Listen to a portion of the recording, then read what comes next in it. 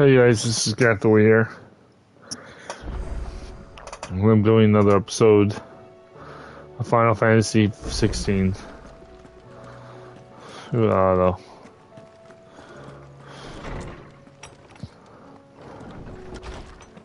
Did you see the pair that got hauled into tires?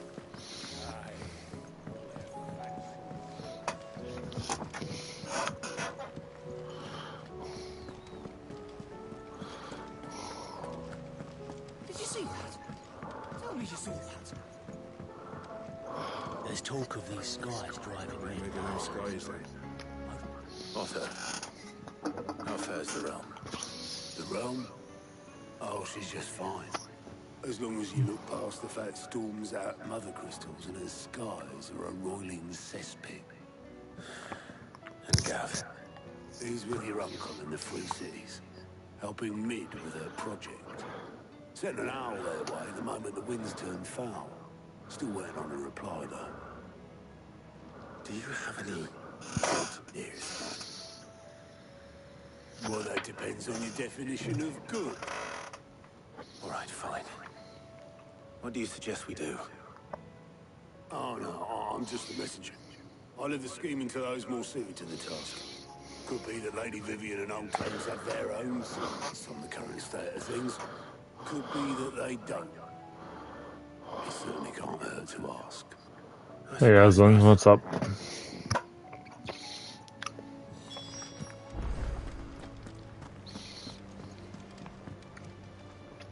How is it that every one of your little excursions presages some inexplicable catastrophe? Not that you are to blame for the Dominion's fate. No one could have predicted the actions of the Crown Prince.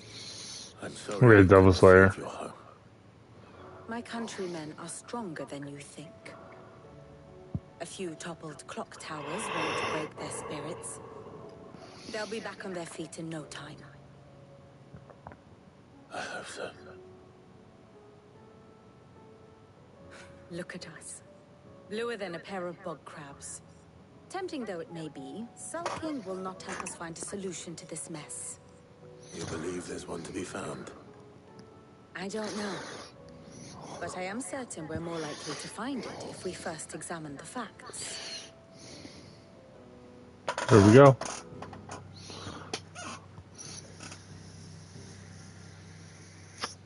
Beneath these darkened skies, fear and confusion reign over Valisthea.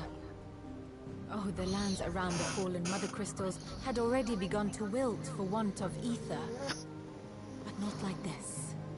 Crystals that filled wells and fueled furnaces. Now nothing but pretty shards of rock. And those that hang from the people's necks cast nary a glimmer of light to keep the dark at bay. It is only a matter of time before the common folk convince themselves that the end of days is upon us. Yet I fear a swift end is more than we can hope for. While most of the world thirsts for ether, the remainder drowns in it, spawning Akashic in droves. And amidst the hordes of mindless beasts, with magics as like to fail as function, even the strongest nation would falter. Rosaria and the Iron Kingdom teeter on the brink of collapse, while the tragedy in Twinside has all but paralyzed the Holy Empire. Dalmekia fares little better. Rumor has it the ministers fled the capital after the fall of Drake's Fang, leaving their beloved republic to crumble. Waloed, meanwhile, moves in earnest. The Einherjar has been sighted off storm. The world, in short, is in chaos. It would seem our civilization was nothing but a castle of sand, to be washed away at the whim of the waves.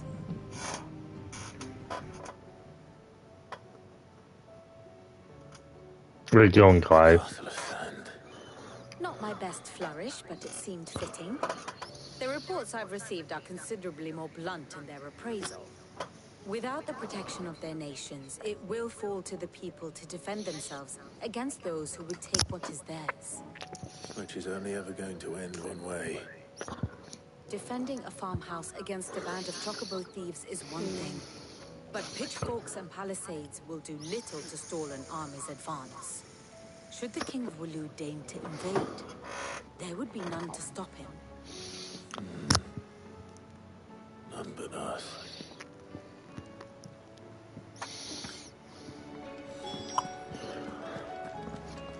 Hypocrisies.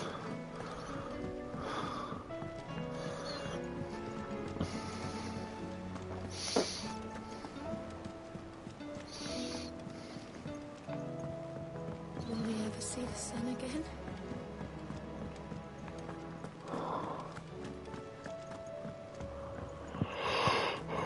Oh, Jesus. Is a storm coming, Sid? Will there be thunder? Let me guess. You're here about the skies. Is there anything you don't know, Lawsman? It doesn't take a court astrologer to augur the obvious. As for what has disturbed the heavens, that, I believe, is a question the Fallen might be better placed to answer than I. And on the 6th day, did the gods tear the sun from the firmament, visiting darkness upon their prideful sons and daughters. But I dare say you remember your childhood lessons on the sins of Zemeckis only too well. You think they're connected? But Ultima was one of the gods responsible. Well, he has certainly exhibited powers that we mortals would associate with the divine. There is nothing divine about him. But he wouldn't be the first god of whom that could be said, now would he? Yet for all the fairy tales that tell of the sins, there is almost nothing in the way of actual historical accounts. Had I the Journal of Moss the Chronicler, I may have been able to tell you more, but alas, I fear all remaining copies have been lost to time. You will forgive me, I hope? Certainly not. Because there is nothing to forgive. Sorry, barely got any sleep. This journal, you've provided us ample wisdom. And we will always be grateful for it. Okay. Perhaps Otto will be more inclined to share his thoughts when he hears what the others have to say.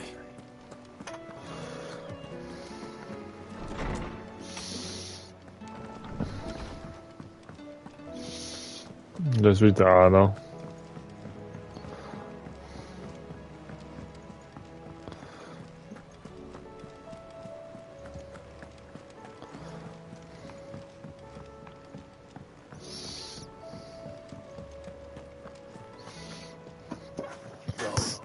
We have a problem. Only one. That would be a first. It would. Actually, there are 3. We had as many owls arrive while you were at the shelves. Martha's got a cashier at her gates, and talk of monsters roaming the hills outside of Northreach has put the wind up Isabel and her lot. And don't forget Dalimil. Lubor says the village was raided by bandits. When it rains... It fucking pours. The curse breakers are spread thin, taking stock of the damage in the Dominion. And even if I could get word to all of them, I doubt they'd get here in time to make any real difference. Which means there's only 2 people who can. Jill and I. Let them know we're on our way. Well, before I do that mission, I got to,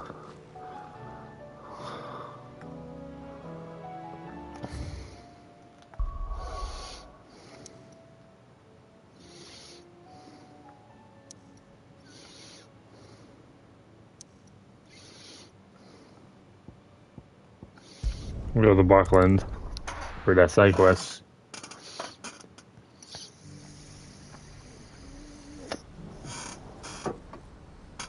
Okay, so where's the side quest? Oh, it's over there.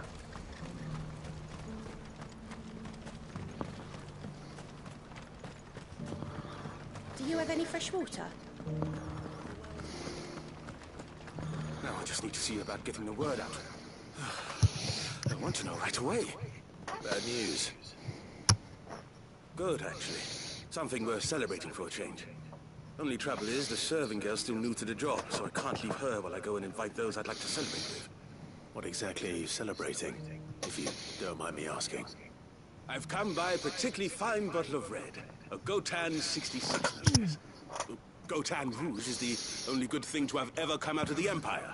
And most wouldn't part with a 66 if you held a knife to their throats. So I've heard. Oh, so you know of it then? Clearly you're a gentleman of taste. A gentleman who might sympathize with my predicament, perhaps? Would you pass the good news to a few friends of mine? I'll give you a little something for your time, of course. Sounds simple enough. Sounds simple enough. So you'll do it? Marvelous. Oh, my hair. Jesus.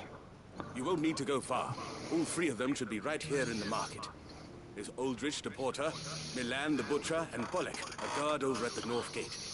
Three of the finest fellows in Boklad, if you ask me. Tell them to come to the tavern when they finish for the day. Stop by again when you let them know, and I'll give you your little something. I'll be right back. Here's the quest.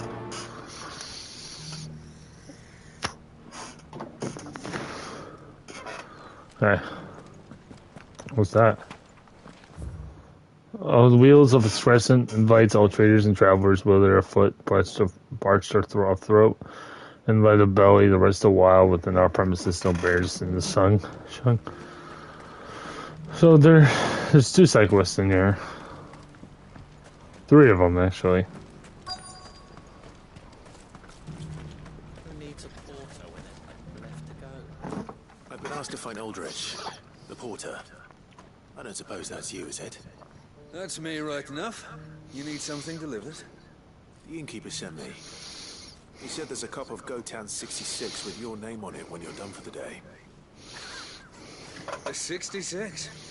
Look at me. If he's just got hold of it now, it must have been in the crates he had me carry down from Sanbrek. From the Empire to Boklad. You must be a braver man than most. That's a treacherous route to the best of times. Such is the porter's lot. There's not a patch of storm these feet haven't traipsed across. It's Oriflamme one day, then off to Canva the next. The farther you're willing to go, the fatter the purse. Which is why there's no shortage of competition for some of the longer routes. I'd say I've done enough for today to earn myself a cup of something tasty. Thanks for letting me know.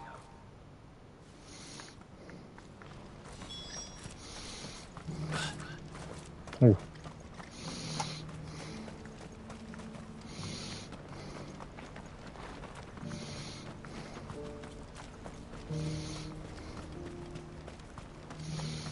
Please, a piece of fruit.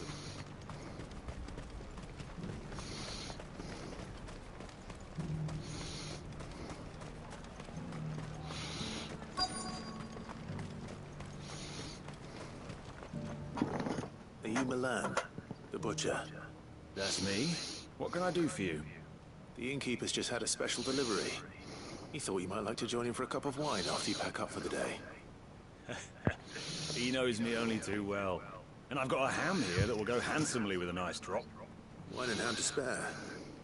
Boklad clearly isn't suffering then. Comes with being the place everyone has to pass through to get to everywhere else. Those who travel the Crystal Road bring all manner of goods with them.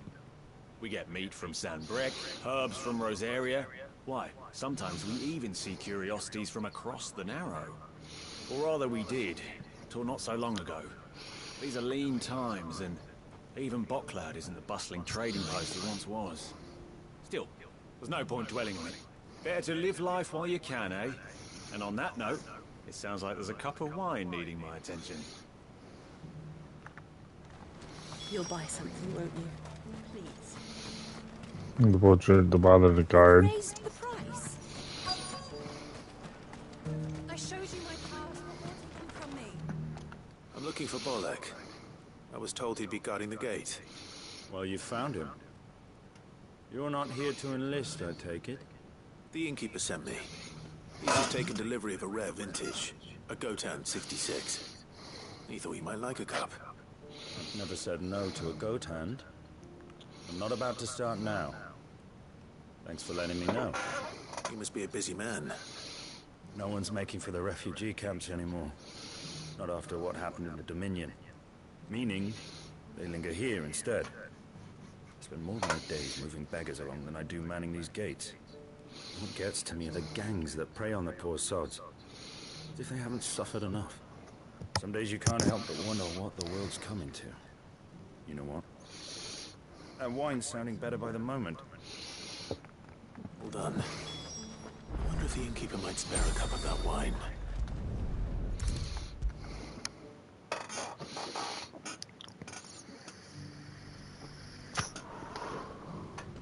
I spoke to your friends. They'll be along soon. That's fantastic news.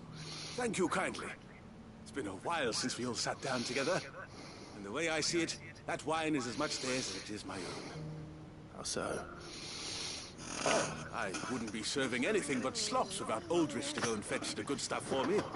And then there's Milan, who always sends customers my way. And Bolek, an even-handed keeper of the peace, if ever there was one. Those three are the backbone of Boklad. Lose any one of them, and the market would soon fall apart. And without the market, I wouldn't have a single customer. I'd say that's worth a bottle of 66, wouldn't you? And more besides. Everyone needs a shoulder to lean on. Be they world-weary innkeepers or brooding swordsmen. Right. I'd better prepare for my guest's arrival. I hear you had me carrying a bottle of Gotan 66. If I'd have known, I would have sold the thing and lived like a lord. I'll settle for a cup, though, if you're in a sharing mood. A Gotan 66. Just as well I had something special of my own set aside. A bottle between the four of us might not be enough to drown our sorrows, but it can't hurt. Here they are, the three pillars of Boklad. Sit yourselves down, gentlemen. The woes of the world may be monstrous and many, but there's nothing like a few good friends to keep the misery at bay. Never a truer word spoken.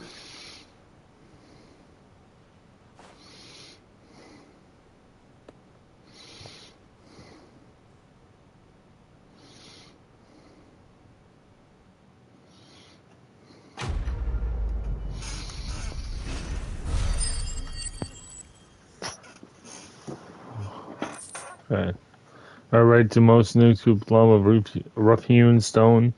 This is which in the stub one's toe. To the blacksmith, however, it is much, much more.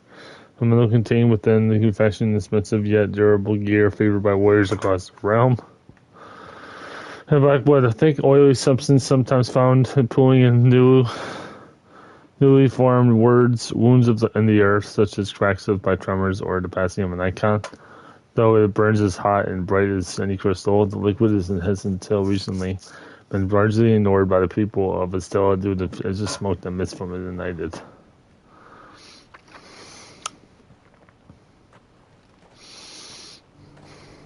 There's another side quest around here, yep. Do you have any fresh water?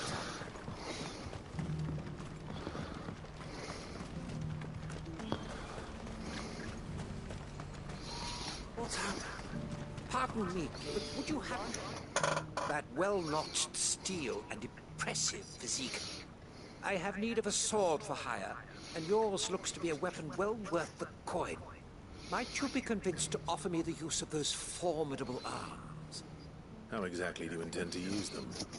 Well, being something of a scholar of Zemeckis history, I wish to investigate the ruins near the city. And I require a rugged companion, lest I find myself waylaid by ne'er-do-wells or the beasts said to roam the area. Should you accept, you will not only earn yourself material wealth, but partake of the true treasure that awaits us there. The rich and storied history of Zemeckis. Well, will you ever party to a final proposition? Might as well. My arms are yours. Wonderful. Then come. We must away. But where are we going? Along the old Zemeckis Road. And from there, onward to discovery. Quickly. There is not a moment to lose. Wait. Good luck with your ne'er-do-wells.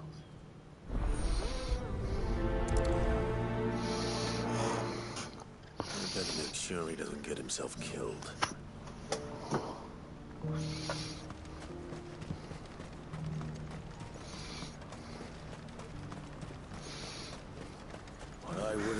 for a hot meal. Oh, rats. This is the end of the road for us. When are they gonna let us through?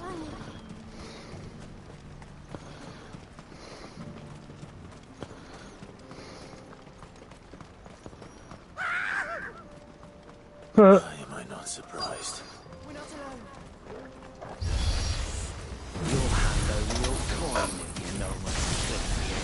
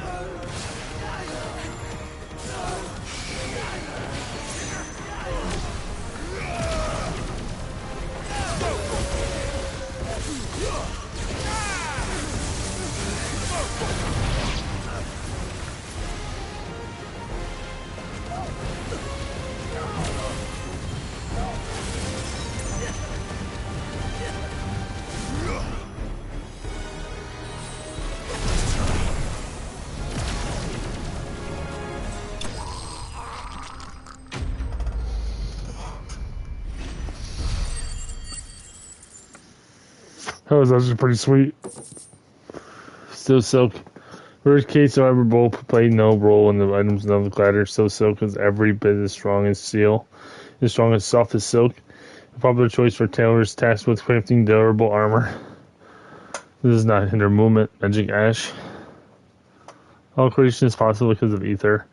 It exhibits the formless form and lifeless life. When the object is assigned to the flames, whatever due to age, accident, or ill intent, the ether contained within is released and returned to the land. They are, however, instances in which the elemental charge remains trapped inside and resulting deterrence and skilled weaponsmiths can harness this energy for use of the work. Gillbug. Contrary to popular belief, the small insect red does not give its name from its appearance, rather than the fact that it is highly sought after by food seekers for use in brewing medicines in summer when the beetles are most numerous. Children across the realm will spend nigh every waking hour collecting specimens in readiness to exchange them for the handful of coppers. The children have tiny hands, however the amounts of fewer than might one suspect. Are you hurt? Happily not, good sir. Thanks to your timely intervention. More importantly, we have arrived. Now, feast your eyes upon the marvel before us. Ruins, a relic of the fallen civilization. A sight so common that man is oft blinded to its wonder. Colossal vessels, dashed from the very heavens. Airships, we call them, with very little thought to what wonders such a word might describe. Oblige me if you would. Does anything strike you as peculiar about this particular specimen? Though we ourselves find fallen ruins to be nigh indestructible, whatever gouged the final sin from the rock cleaved clean through the structure you see before you. A tantalizing mystery, no doubt, but merely one of countless enigmas in which Zemeckis history is steeped. Come, good sir. Our expedition continues, and we still have much to learn.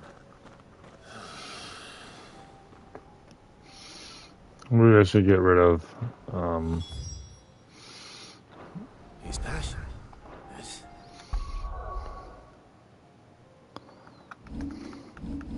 That's going to be annoying. Okay, give me the Phoenix. Give him that.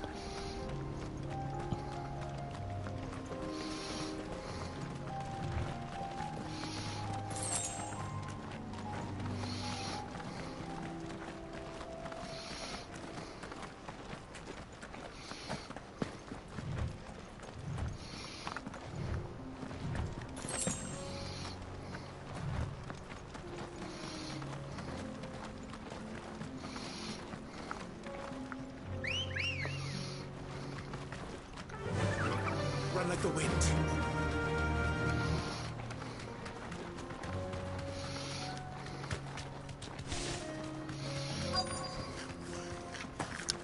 Oh, you got yourself. Of course you did. Not again.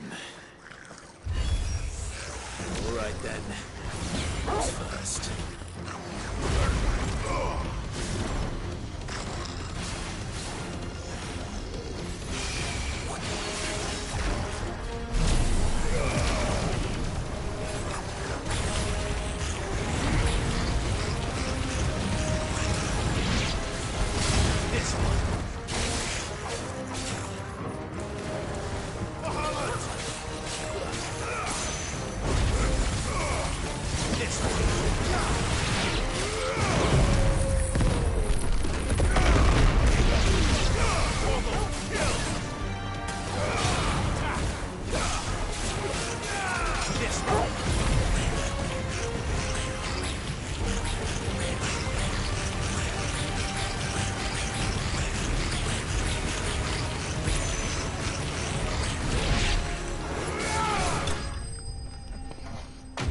Who's slain?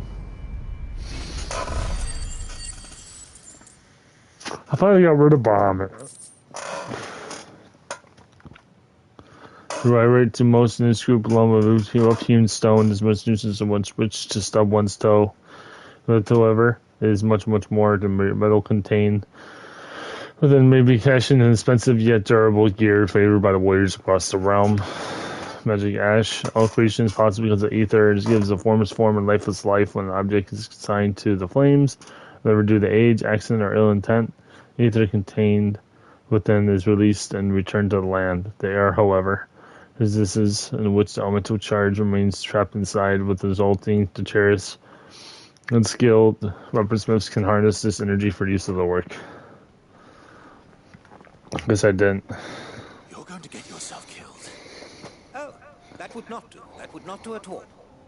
Not when such majesty stretches out before us. Behold, the final sin in all its glory. As Moss tells us, a battle was fought here in ancient times. A battle of such ferocity that it tore a great crater in the very land upon which it was waged. In reaching for their holy sanctum did man enrage the gods, and great was the vengeance that was rained down upon him. Alas, the full truth of the matter is lost to time, though I live in hope that I might see it discovered. But we must not dwell upon such things. There is more yet to see. Onward, history awaits.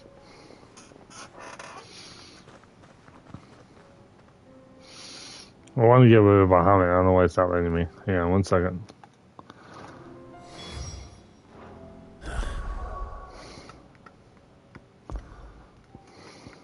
Remo.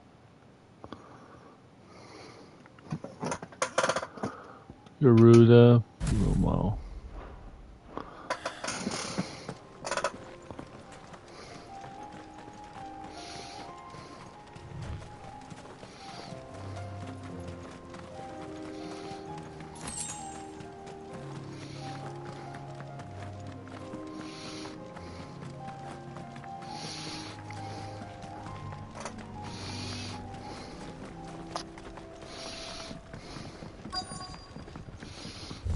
Come on, dude. Oh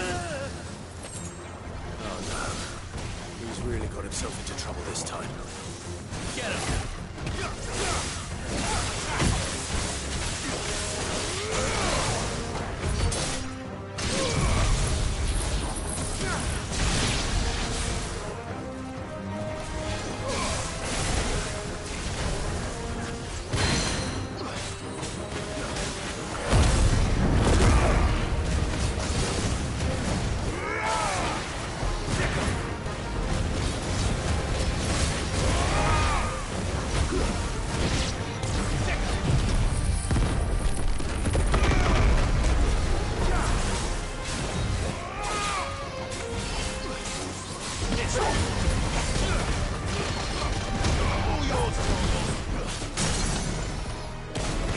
Just a second.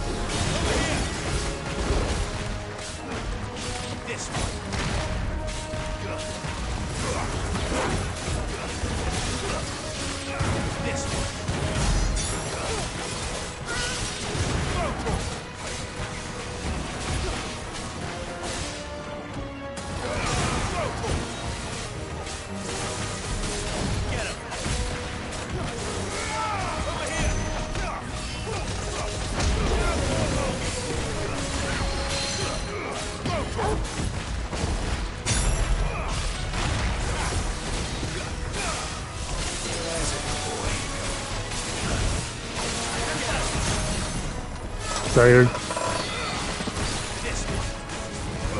Get him.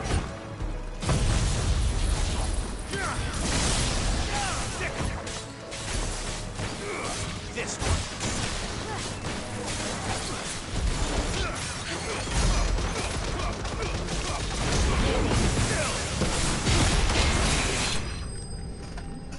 Looks so much damage.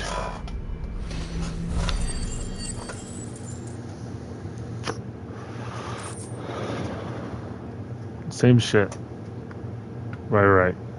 The most snow-scooped lump of rough-hewn stone is a nuisance with which to stub one's toe. Blacksmith, however, it is much more. The metal contained within a fashioned expensive yet durable gear favored by warriors across the realm. Magic ash. Creation is possible because the ether gives the formless form and lifeless life when the object is assigned to the flames, whether due to age, accident, or ill intent. The ether contained within is released and returned to the land. There are, however, instances in which the elemental charge remains trapped inside and returns, resulting in tears and skilled weapons can harness this energy for use of the work.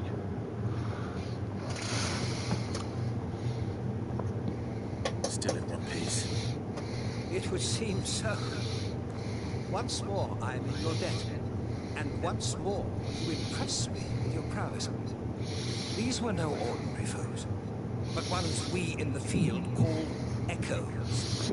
Though Moss the Chronicler concurs with the legends in attributing the fall of Zemeckis to a wrath brought upon mankind by the gods, he offers little in the way of explanation. Could the ruins we see before us here, in all their elaborate beauty, perhaps suggest an answer? Could the construction of such miraculous edifices have been considered an encroachment on the province of the divine? Alas, all is mere speculation. One day, perhaps, I will learn the truth. Not if you keep running headfirst into trouble. You are right, of course. And not only have you plucked me repeatedly from the jaws of death, you have proven yourself a willing audience to my ramblings. Glad to help, but didn't you say you came here to investigate something? I fear I may have rather overstated the case on that front. In truth, a captive ear was all I really desired. You see, even my fellow scholars have grown somewhat weary of my musing. And so I came upon the idea of purchasing a companion. A captive audience, if you will. That's what this was all about. I am afraid so. And now, my good man, it is high time we returned whence we came. Fine. Just don't go running off this time. Sounds annoyed.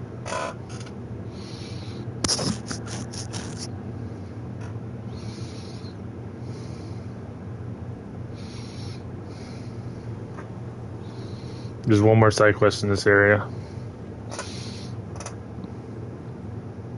And so ends a delightful day. Here, your reward for humoring my selfish whims, plus a little extra for the trouble I have put you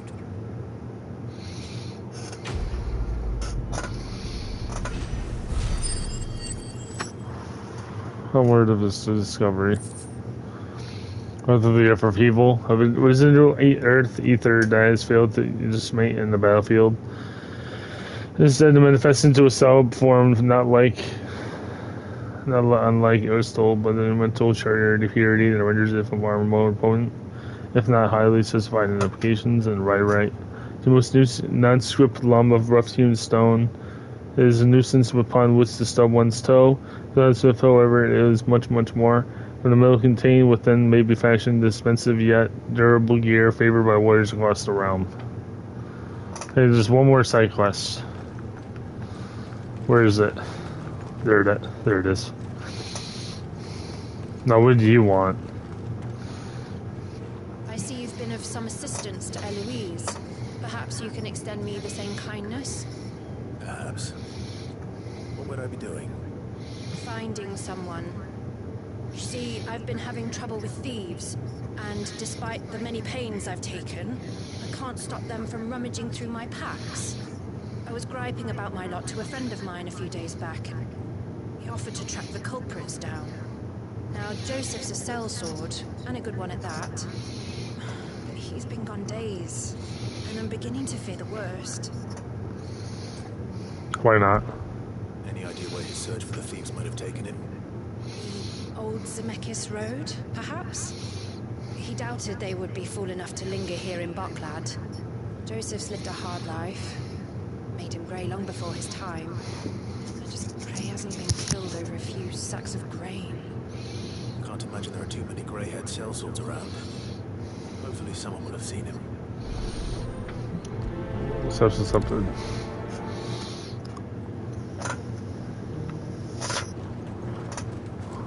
What I wouldn't give for a hot meal. When are they gonna let us through? Or for G. What do you want? I've no coin on me. Just information.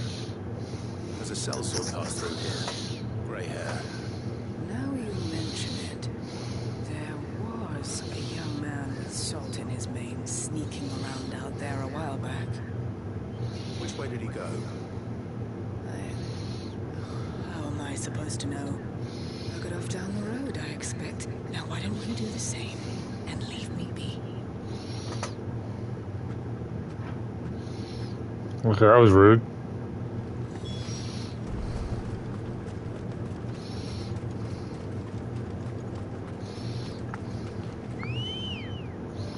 This is up here's. Good girl.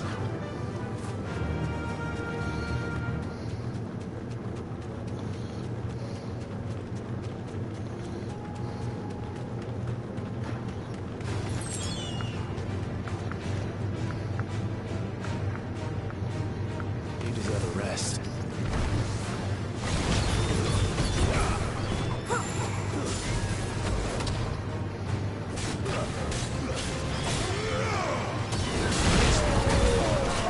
Oh, you fuck.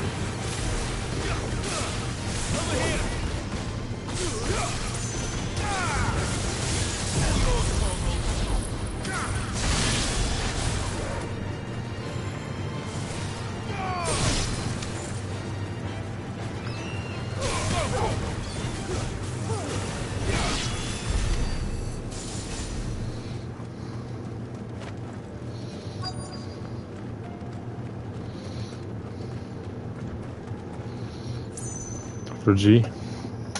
I really like doing these side quests. They're pretty fun. Neither do I. I'm looking for someone.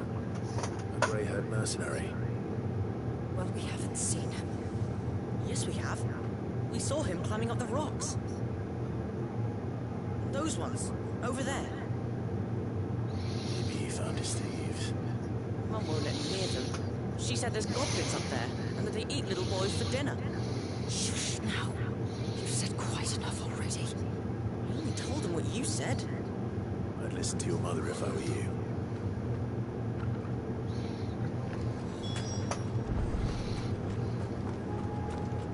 How in the hell am I supposed to get up there?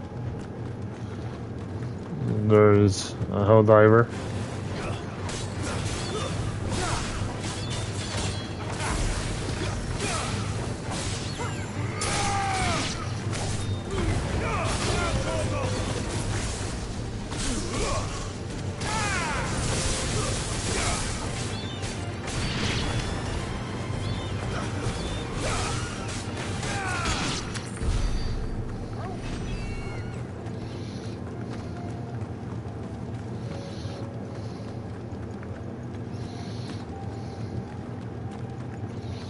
This is a dragon I can take out with experience.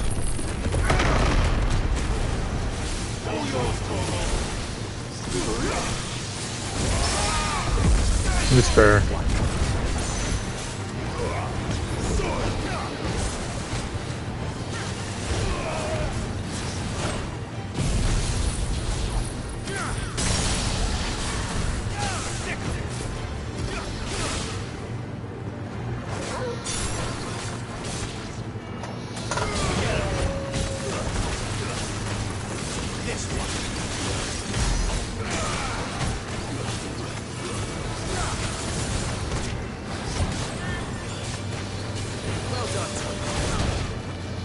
Oh, that is potion.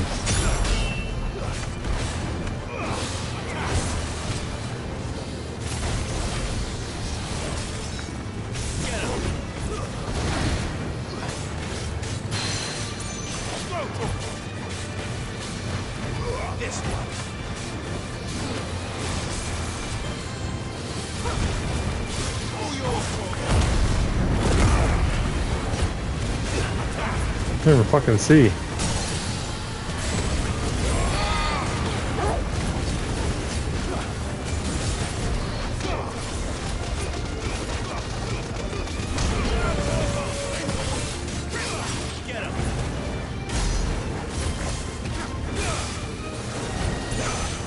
Of course he moved.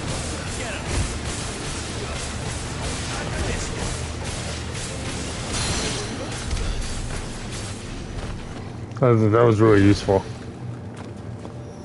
Okay, so how in the hell I don't have to go around?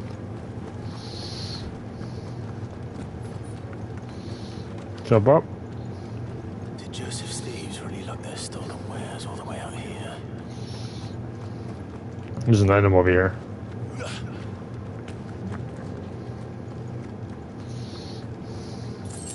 Thank you. Good boy, Targle. Come here, baby.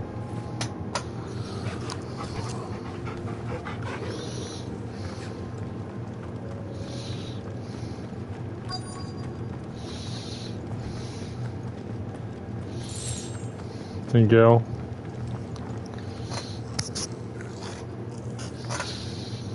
Goblins. I think we found our thieves. Look happy to see me.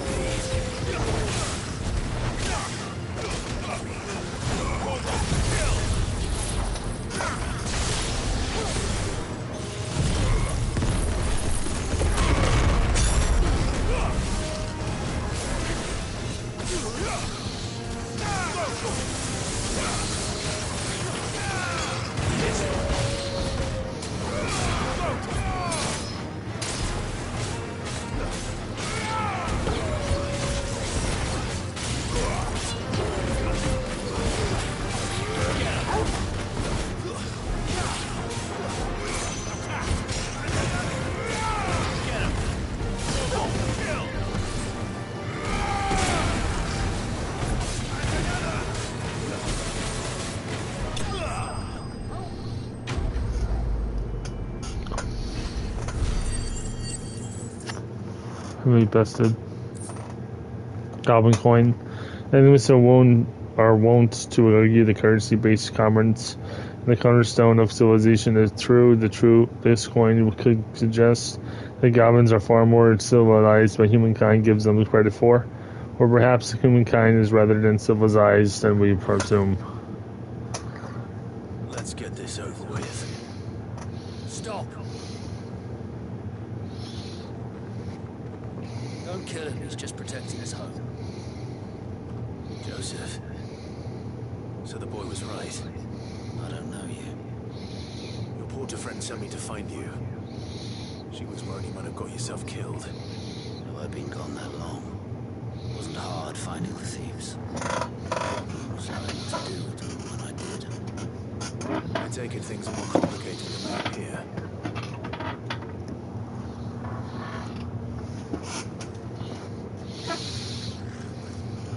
I'd ought to have ruled out bandits before I even left the market. You know what that is? Because our thieves had no interest in gold or gems or anything they couldn't eat for that matter. Add to that the rumors of goblins in the area, and the mystery practically solved itself. I soon found that cozy little homestead.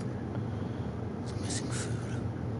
I launched myself at them full of righteous fury, but the leader was the only one who moved to meet me. The others, they huddled around that food, ready to die protecting it. They stole because it was battle starvation. I've been there myself, back when times were hard. So you spared them. And earned their trust into the bargain by the look of it. These goblins aren't native to the area. They don't know how to survive such barren lands, so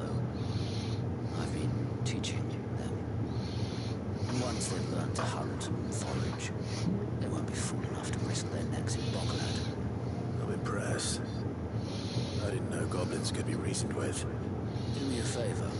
Let the porter know I'm safe. I'll head back to the market once my work here is done. Oh, and don't mention the goblins. I don't want people coming here brandishing pitchforks. Not now this lot has sworn off thieving. Your secret's safe with me. I appreciate it. Thank you.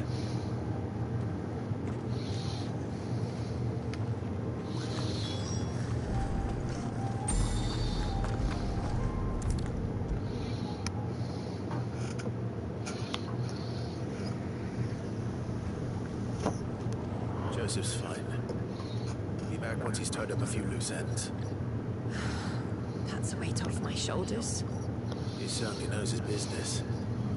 You found your thieves all right. And I dare say they won't be coming back. A good man to have around, that Joseph. And if he says there'll be no more thieving, that's good enough for me. Thank you for putting my mind at ease. Here, for your troubles.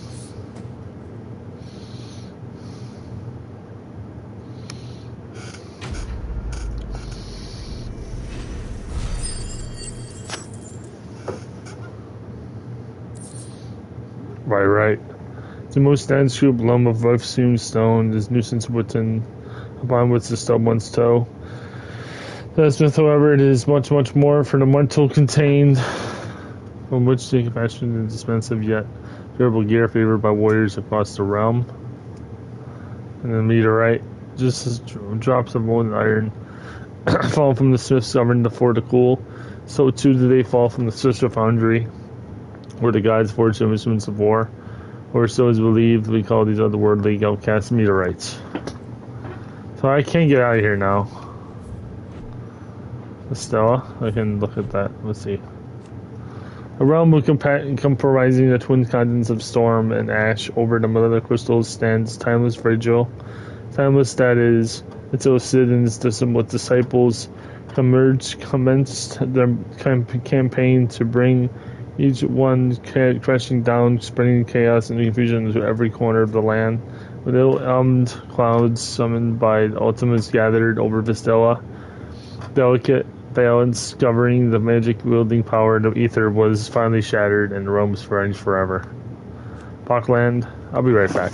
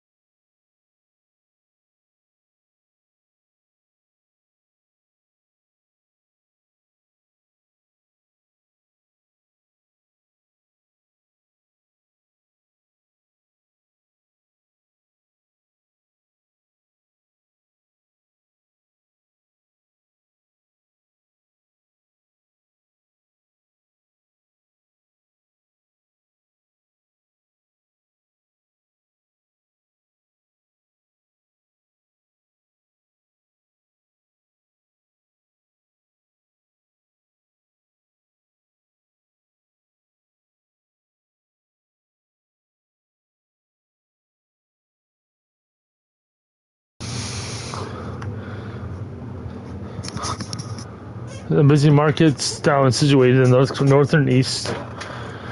northern coast of the Mekia, the Strait of Artra, drains slowly into the skipping crater of the Mekians Falls, also known as the Thousand Tables. Its streets are thronged with the merchants and across the realm. Each of the hawkings their wave wears to keep keen-eyed customers intent on finding a bargain. The gate, the rear of the town, leads directly onto the Crystal Road, and therefore out of the Republic as such, and heavily guarded against the unauthorized entry of exit. Promogenesis, a spell cast by Ultima that casts rolling pale over the Vistella. So map. So I have to go either to make the mountain, Martha's Rest, or North Reach. So let's go to the Americas and since it's closer.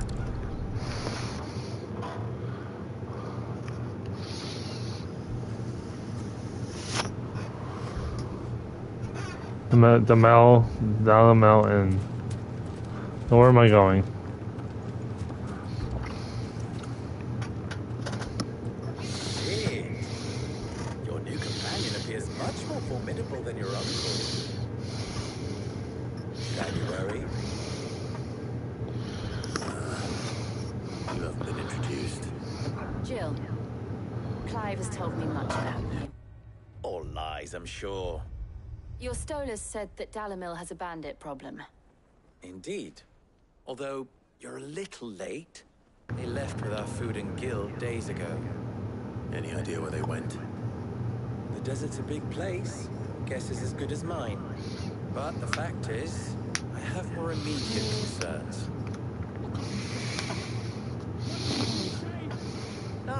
As if by magic.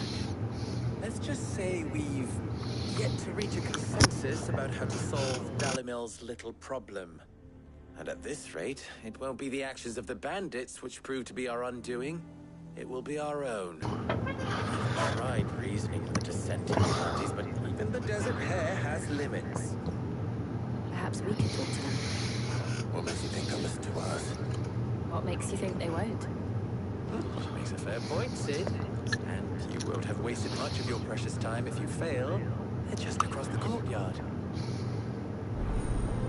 There's a scepter down the rabbit hole. Suppose we just follow the shouting. Where? Oh. Open the door.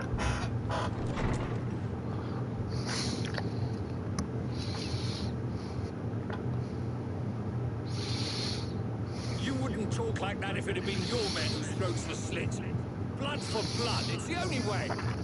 We hire mercenaries and have them mount the bandits' heads on our walls as a lesson to the rest. And what happens when those mercenaries are slaughtered like your men? Are you going to hire more? We're better off using that coin to buy food and supplies. If we hire mercenaries, the only thing we're buying is the bandits' ire. And you cannot fill empty bellies with that. Do you hear me? But what happens when they come back? Maybe it'll be your throat that's slit. That's enough. Both of you. Any more of this and I'll throw you out myself. Come back when you're ready to talk like adults.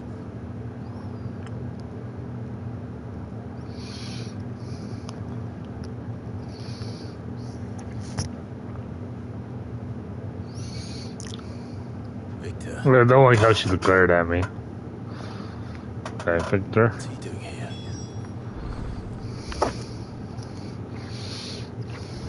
Sid and Lady Jill. What brings you here? I was about to ask you the same thing. Cosness is in chaos, and the markets have all but ceased to operate. The Briar's Kiss here in Dalamir is the only place I can reliably obtain supplies. I was here to do just that when Master Lubor told me of his troubles. He thought I might be able to talk some sense into these fools. But if you're here, I suppose his patience must be waning. Who are those people? Those were the thorns in Lubor's side. And the reason this place might be headed the same way as Cosmos. These are cursed skies. The darkness is enough to drive a man to madness. Or an entire city, for that matter. We're still working on the skies. But in the meantime, perhaps we can find a solution to Dalamir's problems. I hope so. For all our sakes.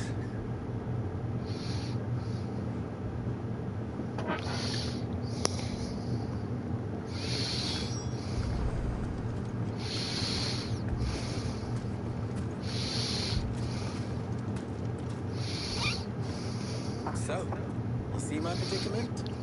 What I saw was a room full of people who were angry and afraid. And with good reason by the sound of it. But if left to smolder, that anger and fear could set the entire town alight. My thoughts exactly. What to do? Both sides wish to protect their homes and livelihoods, if only they could agree on how. But as long as they are divided, we are vulnerable. And if there's one thing bandits like, it's an easy target. What would Sid the Outlaw suggest? Well, if it were my namesake, he'd let them choose for themselves and be on hand to pick up the pieces when it all went wrong. That sounds like a recipe for disaster. A recipe for disaster is precisely what it is. Perhaps that realization would be enough to make them question the ingredients.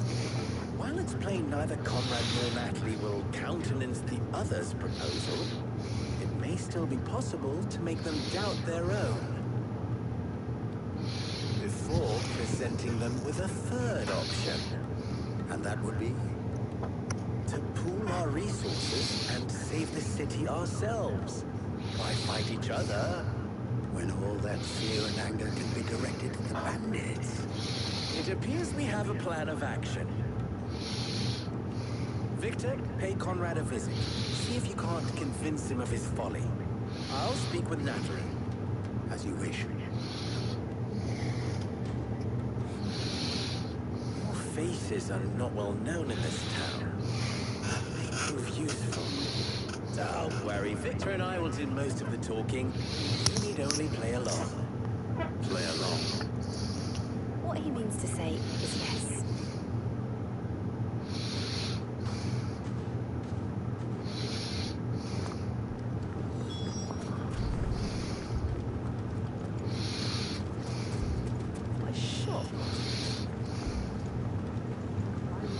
If I had my pickaxe, I would. I mean, it may still be possible to find something. Here he is now. Natalie, allow me to introduce Lord Underhill of Randalar's prestigious League of Merchants. Lord Underhill. At your service. Underhill? I was just telling the good lady of our conversation, my lord, and how you were lamenting the state of the capital stores. Lubor says that not only are the granaries almost empty, but that war and the blight mean this season's harvest won't be enough to fill them for winter. Indeed, certainly that is the case. The nobles in the capital are buying the city's stocks of barley and wine, driving the prices higher than most commoners can afford. It is only a matter of time before the peasants revolt. It is worse than I thought. If what Lord Underhill says is true, I fear we have little hope of supplementing our stores, meager though they regrettably are. And while I applaud your endeavors to dissuade our more bellicose citizens from seeking vengeance, I sense Conrad is not wrong in his assessment of the bandits' likely return. Which means that now, more than ever, we will need to secure what little we still have. Food, weapons, herbs, everything. If our humble town is to endure not only this hardship, but those that are certain to follow, we must stand united. All right. If it will help to protect my home, I'll do it. But you needn't have gone through this charade.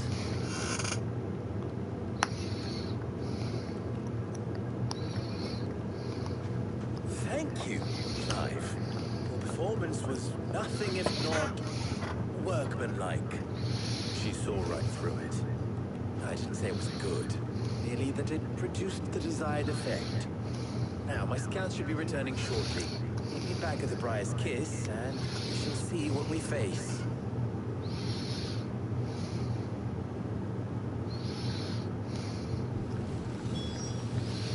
Lover's cause. It appears I have no choice but to do what little I can to defend. Mummy, I'm scared. Oh, I'm ruined.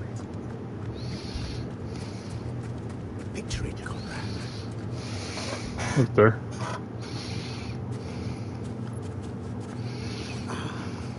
Here she is. The Lady of the Spear herself. Conrad, may I introduce you to Jane, commander of the Red Wings, the oldest mercenary guild in the Free Cities. A pleasure, my lady. The pleasure is all mine. As I told you, I summoned the commander here from Canver to inquire about a contract. Victor says you told him no. That there aren't any men left to hire. Is that true? True as the crystals cracked. Nobles came and claimed every last one worth his salt. And not just from us Redwoods. You know of the 7 high houses. There must be 2 swords assigned each one. Granted, we have a few boys left. If it's boys you're looking for. Well, Conrad, are you saying that Dalam's finest cannot defend this town better than a gaggle of unblooded striplings? That a band of fearless youths can better avenge the deaths of your brave men than you yourselves? Absolutely not. We'll show those bastards who they're dealing with.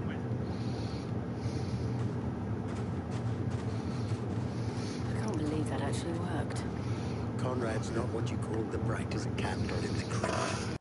And there's a reason why I had you do the talking and not Sid. Well played, my lady.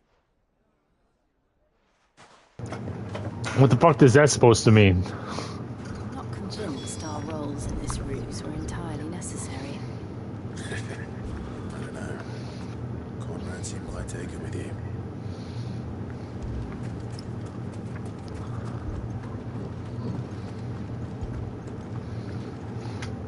Good news, Sid. Both Conrad and Natalie have somewhat gracefully accepted their new roles. With time, they may even learn to. Time no longer appears to be the luxury it was before lunch. I take it your scouts found the bandits. Technically, it would be the bandits who found my scouts. It appears they march for Dalamil as we speak. All of them. You're not serious. They don't just want food, they want the whole damn town.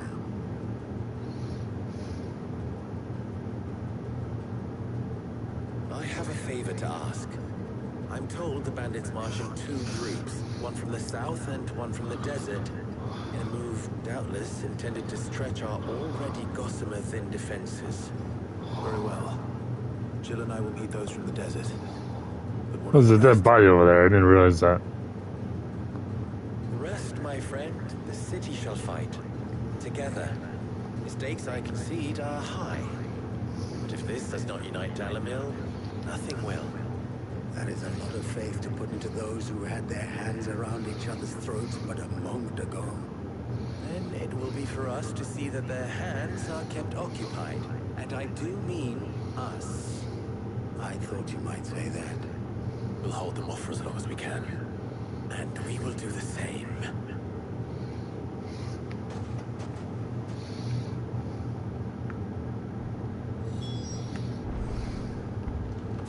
Poor bastard.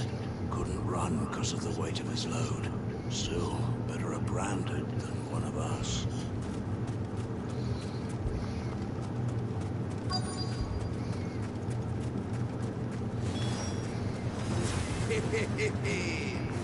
The women folk have come to punk us. I'll take that one. He's all yours.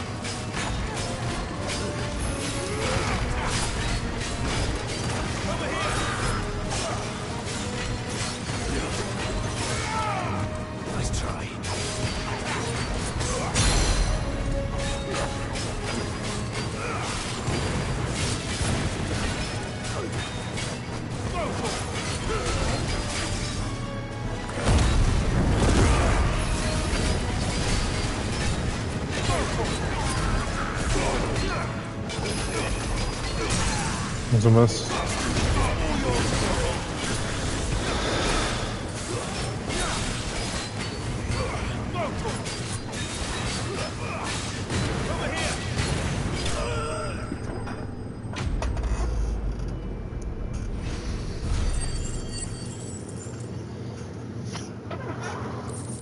What is up with them the enemy way right and all that?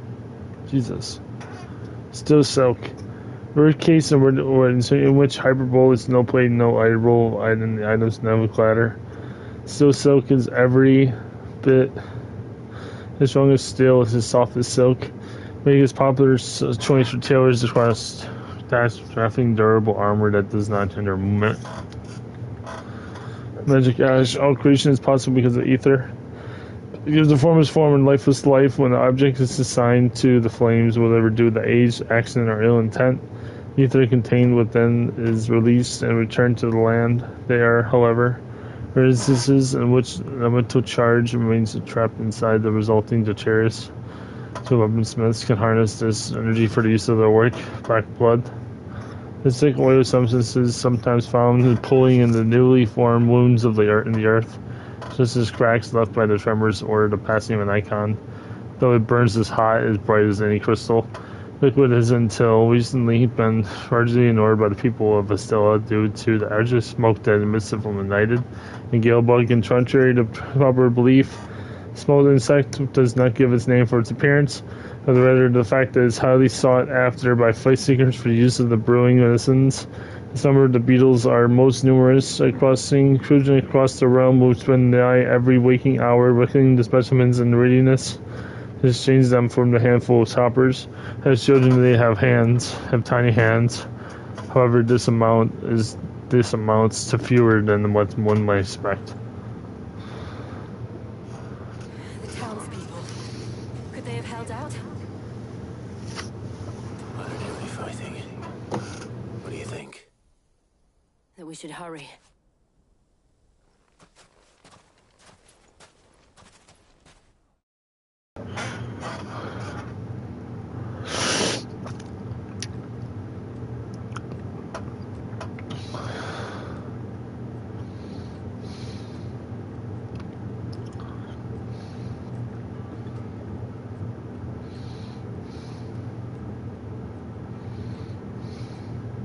Natalie, I owe you an apology. You did well out there. The inn would have been lost had you not held the line. Without you, there would have been no line to hold. You saved us, Conrad. You saved Alamil. We all saved Alamil.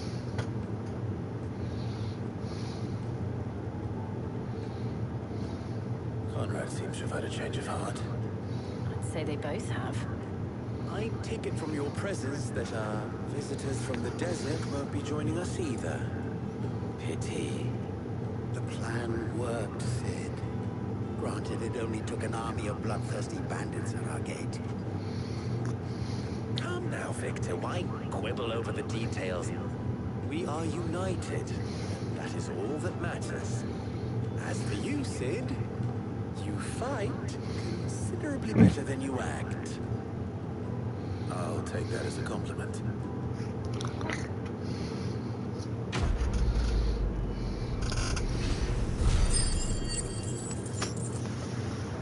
Down the rabbit hole.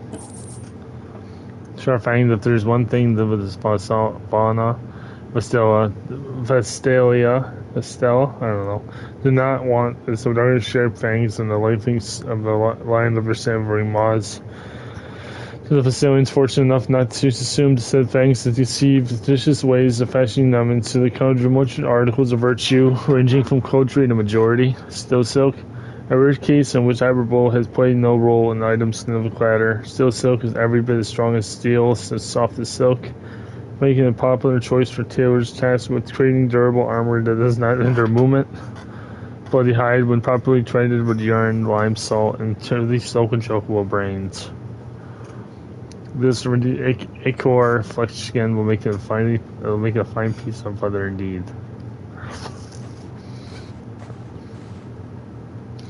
So that's done. Shit, wrong button. So let's go to Martha's Rest next.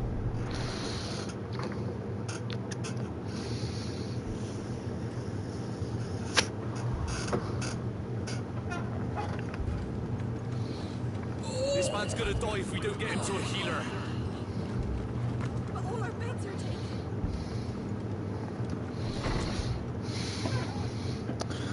Martha, it's good to see you. And you, Clive. Jill? Otto said he'd been attacked by a Kashik. What exactly happened here? Those skies are what happened. Not long after they fell dark, we had our first visit. There were hundreds of them. Tried to storm the hill. Only a handful made it up here, but that was more than enough. The rest are still down there now. And while we have a few willing fighters holding them back, they're sorely outnumbered. What do you think, Clive? That we join the fight. I thought you'd never offer. Now, where I need you is the Fallen Gate. That's where the fighting is fiercest. Let the men know you come to help. Something tells me they'll be pleased to see you. We're on our way. Rooms of War. Do you think there were as many as Martha says? Definitely more. No side quests around here yet. You don't think they've abandoned us, do you? No. It reads.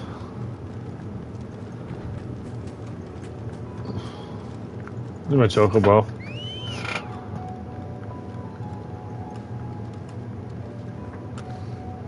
Let's go. Fly up, Rosia.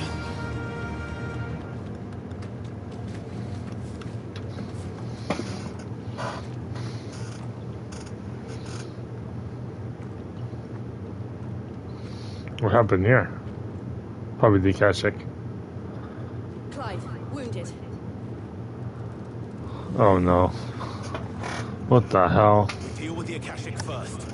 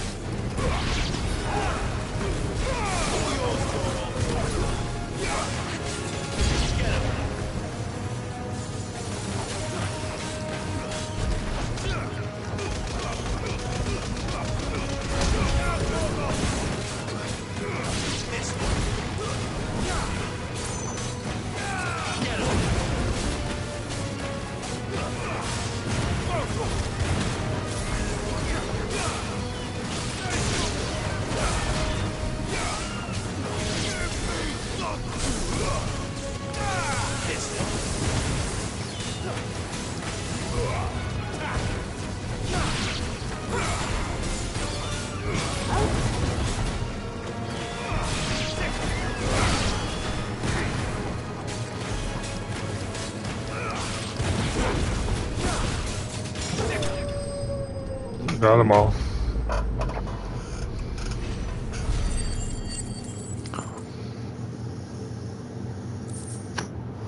By right to most not scooped llama of rough hewn stone is useless upon which to stub one's toe. To the blacksmith, however, it is much, much more.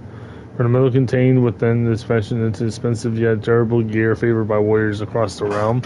Magic ash. Affliction is possible because of ether.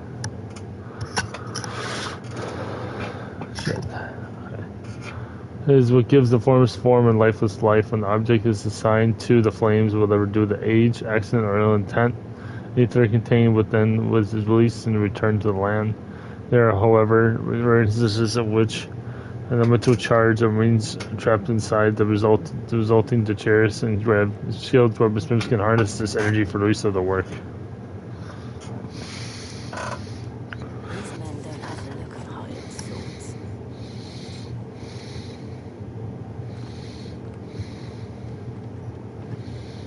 If you've come to rob this place,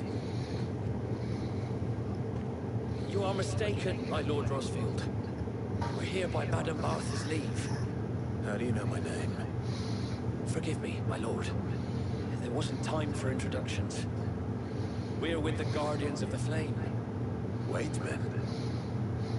But how did you come to be here? Where is your commander? Sir Wade left earlier with a scouting party to find out where the Akashic were coming from. Did he?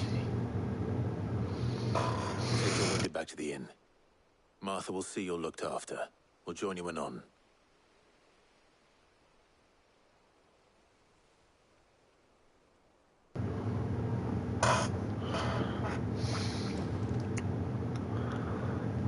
Everybody's hurt. And to think you took them for thieves. A fine reward for holding off the horde, that is. When did Wade and his men arrive? Not long after Rosalind fell. The Guardians asked me to shelter some of them that had lost their homes. They were making ready to leave just as the skies turned, and we agreed it was best we stuck together. Martha! Trouble!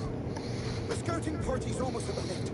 They got a pack of Akashics snapping at their heels! And they got wounded with them! They're not gonna make it!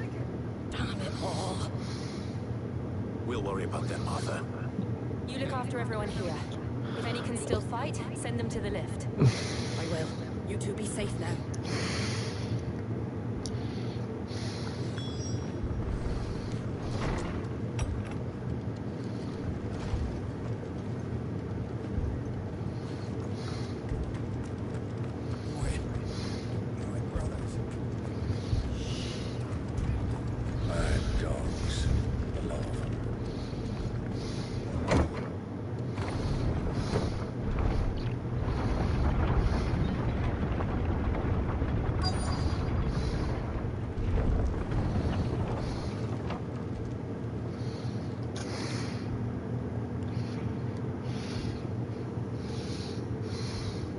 Wait. Squire, I need you to get those who can still walk up the lift to Martha's. But what about... I didn't ask, Oscar. Sir. Sir Wade. Lord Rosfield. If you aren't a sight for sore eyes. Martha seemed to think you might need some help. And by the looks of it... We thought we could sneak by them. But we didn't know there would be so many. How could we have? Behind you!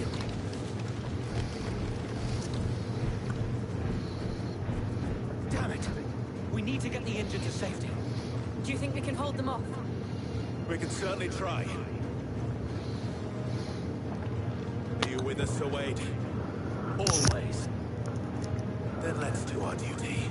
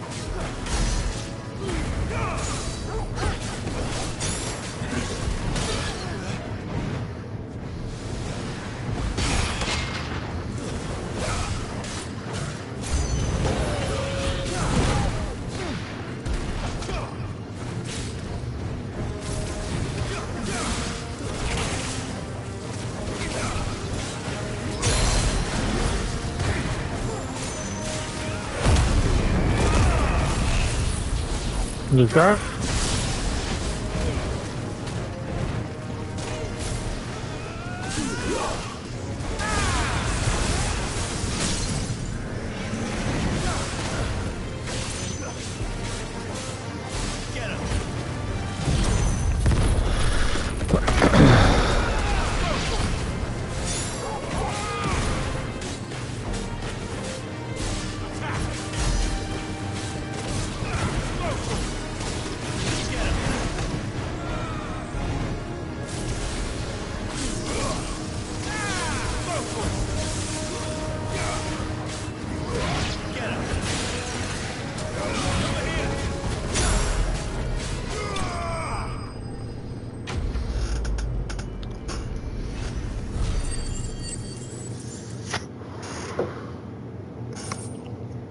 Sharfang, there's one thing for the fawn of the still I do not want. It's more dagger-shaped stagger-shaped fangs to line the slithering maws.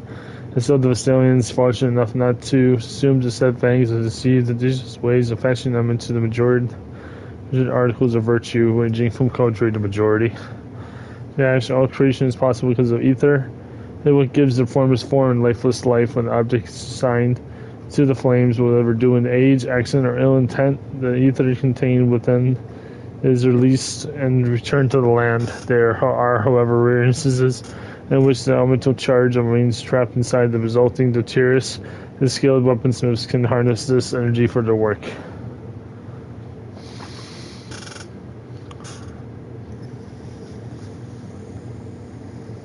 Is anyone hurt? I don't think so. And yet again, you've pulled me from the flames. It's just a pity I keep walking into them. You've never been one to shy away from danger, Sir Wade. Like any shield worthy of the name. I see you're all in one piece. Martha! Is something wrong? The lookout saw smoke coming from down Eastpool way. Too thick to be a hearth. A second horde. Feel like finishing the job. Always. Jill and I will make for Eastpool. You'll need to move the injured without us. Don't you worry about them. The moment my men are safe, I'll follow. Good luck.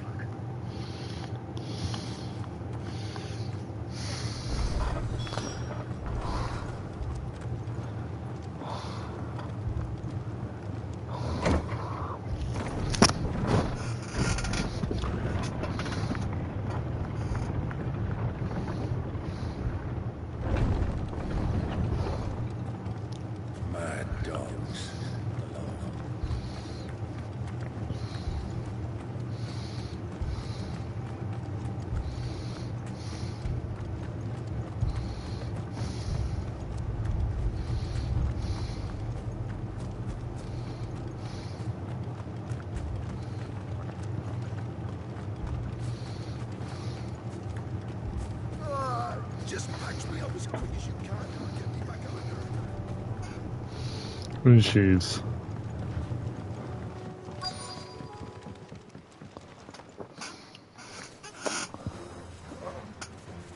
Test Aztec Mountain goblins. They're headed for the rest.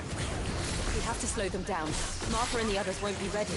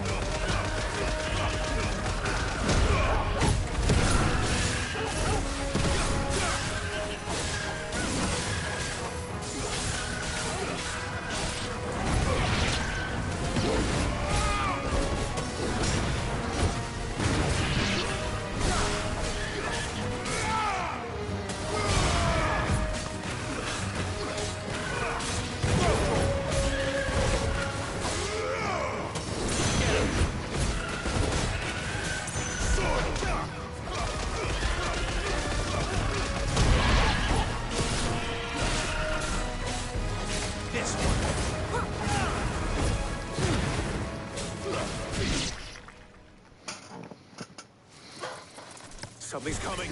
Come on already. Jesus. Did I miss anything? Only the first round, so wait. Shall we?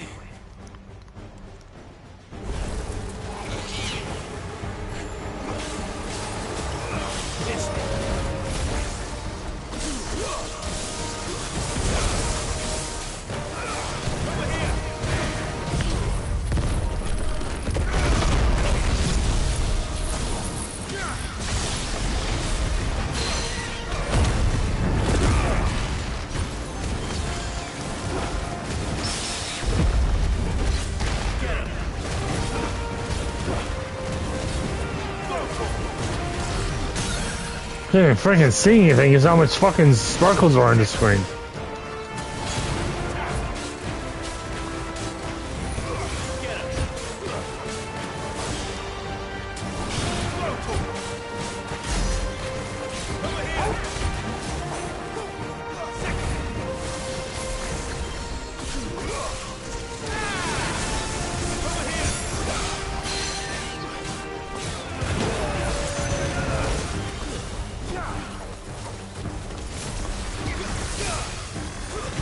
Come on, hit him, dude.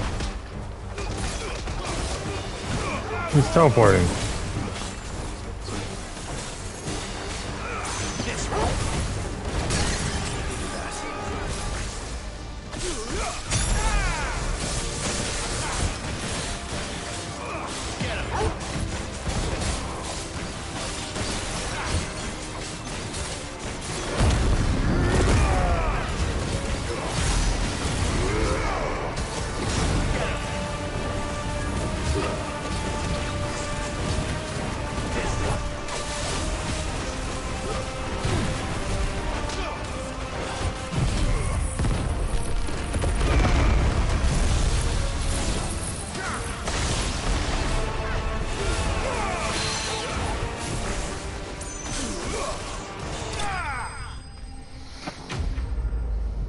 God damn. So annoying.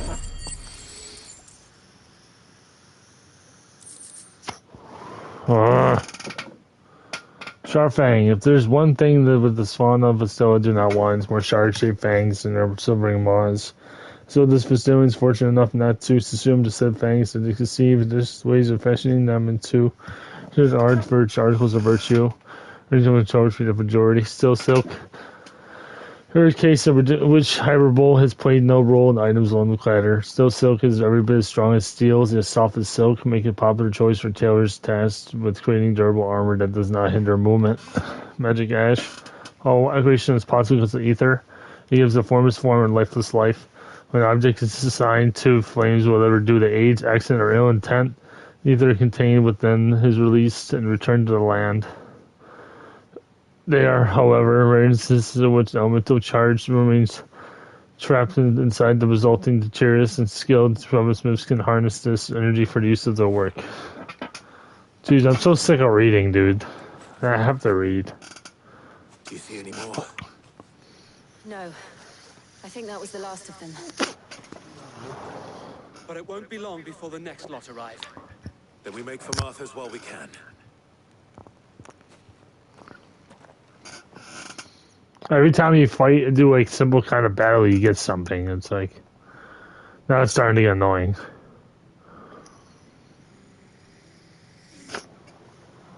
What did you find out there? The same as Sir Wade. Scores of Akashic. Well, wherever they came from, they're gone now. Our lookouts say the lowlands are clear. Hopefully we'll have enough time to lick our wounds. How many of your men were injured? Damn sight less than if you hadn't turned up. Thank you. It was a hard-fought victory. But as long as the skies remain dark, I fear the Akashic's numbers are only going to rise. It's not a matter of if the Horde will be back, but when. And whether that's sooner or later, we'll need to be ready. The inn here affords a good view of the land, and is easily defendable.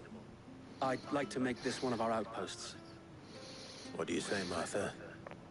You'd have more men to guard the rest. Well, when you put it like that, of course they can stay.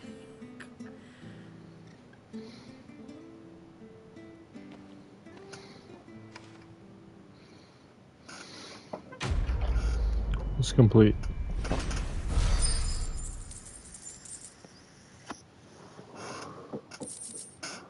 Guardian Scarf, a symbol of trust, loyalty, and undying friendship. For as long as Firebird's flame burns in their hearts, the duchy cannot die. Magic Ash.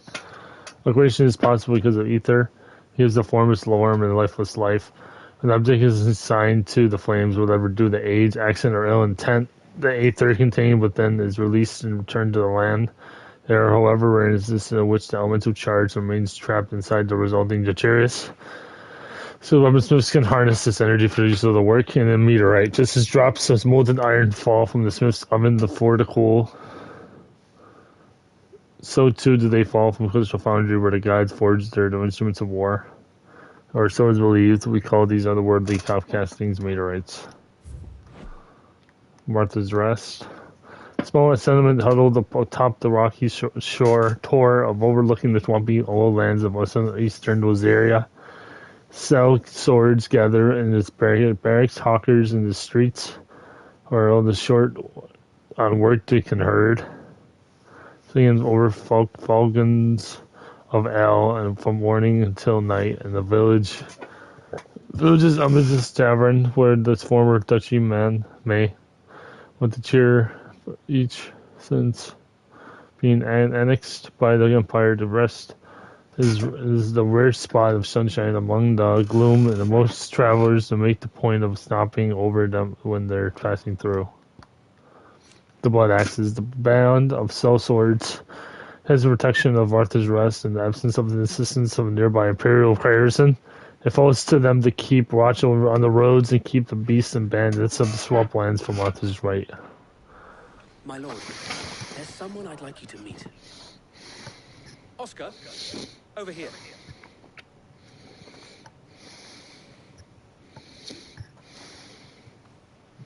It is an honor to make your acquaintance, Lord Rosfield.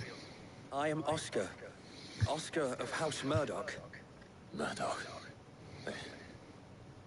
I wasn't aware the Lord Commander had children. Oh, he didn't. But his brother, my father, did. I am Sir Rodney's nephew. Well, go on then. It's not for me to ask him. Yes, Sir Wade.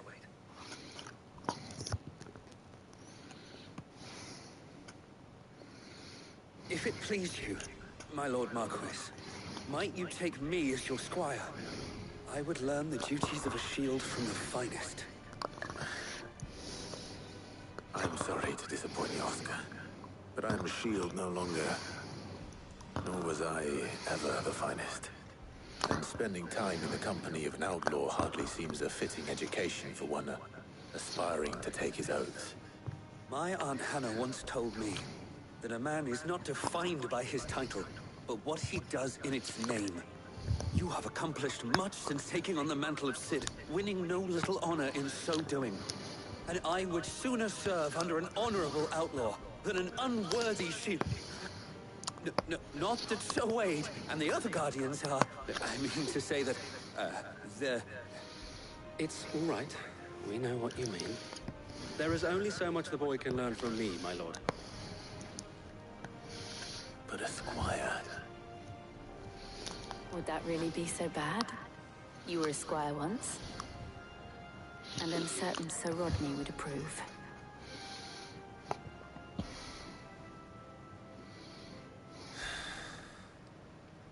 Know that I'll show you as much leniency as your uncle showed me. I would not have it any other way.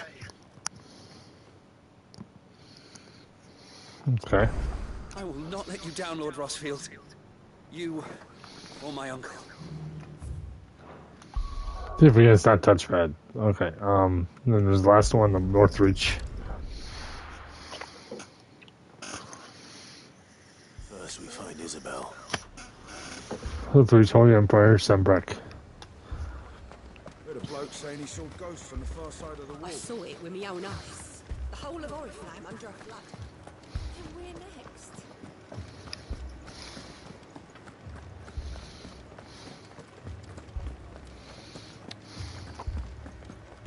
I can't do it.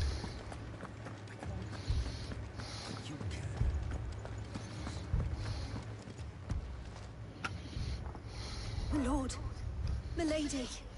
We received the dame's message. There have been sightings of strange creatures, I understand. With the blue eyes. Yes. Like a Kashik, but different. They've taken so many. I've lost count. Akashic, but different. Ultimus thralls. And what of your mistress? Is she here?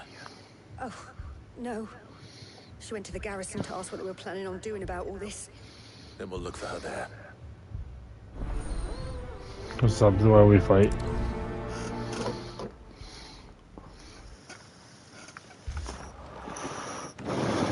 The garrison. Arrived from the capital this morning.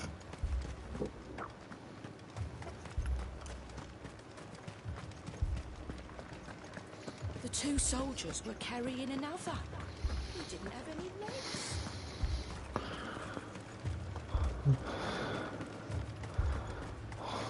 Madame, please! Half the garrison's been slaughtered by those things. We lost the captain this very morning. We've tried requesting reinforcements, but there's been no word from the capital or the Dominion in days! What more would you have us do? I would have you do your duty. Those at the Vale look to me for protection. And protect them I shall. Because they are my charges, and that is my duty. In case you have forgotten, the people of this town are your charges. But more than that, they are your people. Your sisters, your brothers, your lovers. So you have a choice. Lay down your sword and watch as they are slaughtered. Or take it up and do what is right. She speaks the truth, you know. This here. It's all we have. It's all that's left. What we have left is our lives! Do you really want us to lose them as well? Not if we don't have to. Look, there's a cask under the captain's bunk. Let's talk about this over a drink, eh? I'm listening. I'll have a word with him.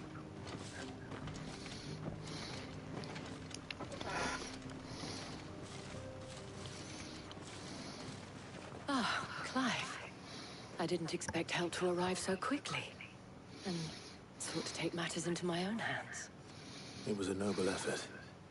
But I thought you might still need some support. I'd like you to consider my needs. What we need to consider is where the creatures came from. The way the survivors speak of them, one would think they appeared out of thin air. And perhaps they did. It's hard to know what to believe these days. We'll talk to the survivors. Okay.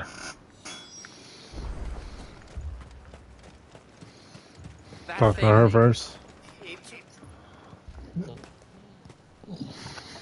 Did you see the creatures that attacked you? Creatures? Yeah, they came out of nowhere. They went for Joseph first, then me, and then they were just gone. Do you remember where you were? On the road from Oriflamme. We just passed Moor when... Where's my Joseph? It's all right. Just rest now.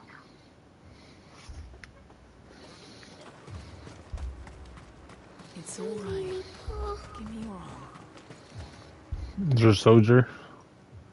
You're a pikeman, yes? What happened? I've got family in Moor. I heard the flood was spreading, so I went to see if they were all right. And a pack of them glowing things found me in the meadow. I ran for my life. I never did get to the village. Leave that to us. At least we have an idea of where the thralls might be now. We should head for more. Darling, I truly am.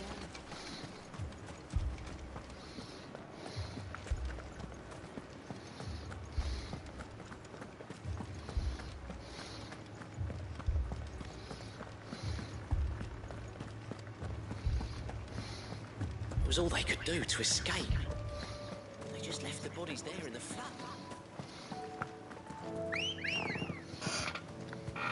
Let's go. Run like the wind.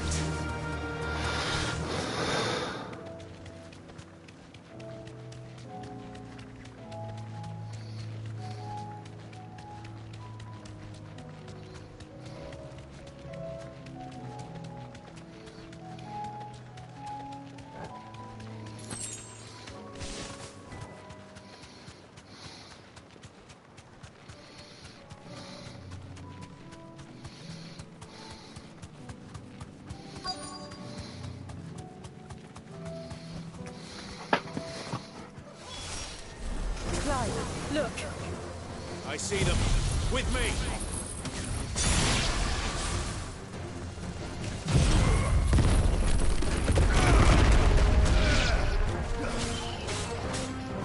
Sick of it. This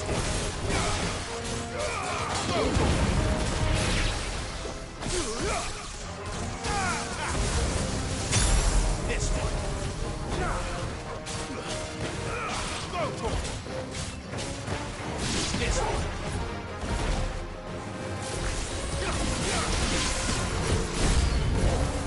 Should I prime? Save your strength. Get him. This one.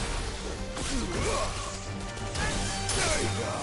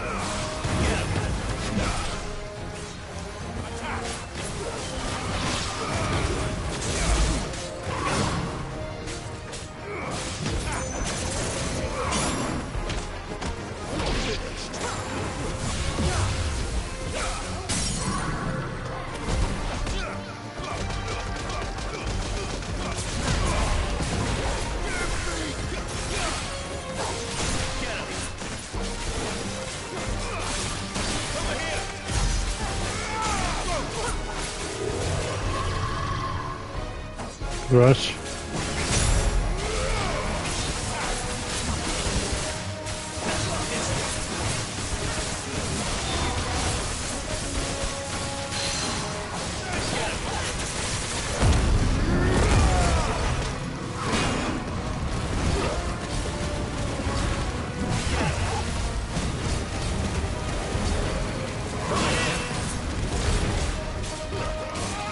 Almost dead. We can do this. No more health for him.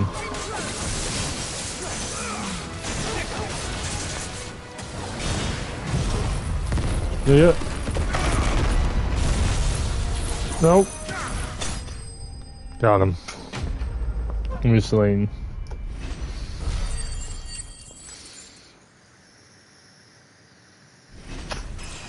Right up.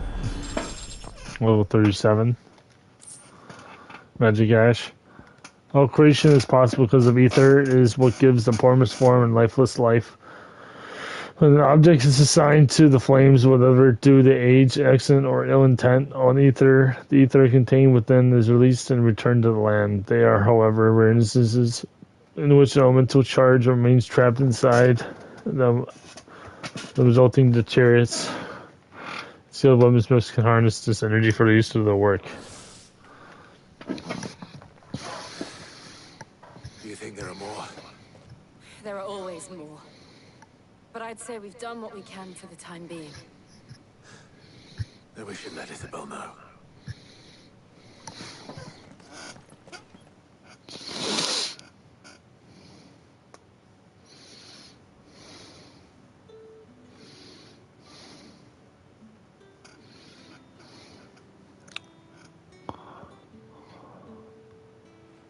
You have the town's thanks.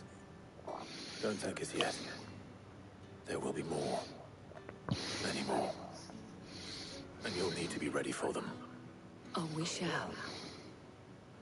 Isn't that right, Captain? Yes, milady. The garrison will be ready. Philippe here has convinced most of the men to remain at their posts. For now, at least. Hearing that the Dame would look kindly on any man who committed himself to the task certainly didn't hurt. It's not the most selfless of motives, I'll admit. Whatever it takes, eh? Now me, I never needed convincing. I became a soldier to protect the people I love. And the people I love include the one standing before me. Handsome and chivalrous. Now, if you don't mind, I have sentries to post.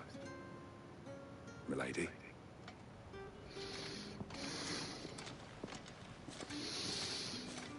Lest you wonder, I'm not foolish enough to believe that this has solved all of my problems. But it has solved one. And that's one fewer than I had this morning. Thank you again, Clive.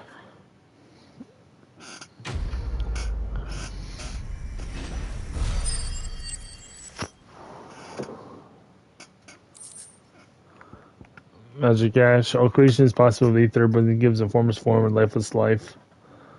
When an object is assigned to the flames, whether due to age, accident, or ill intent, the ether contained within is released and returned to the land.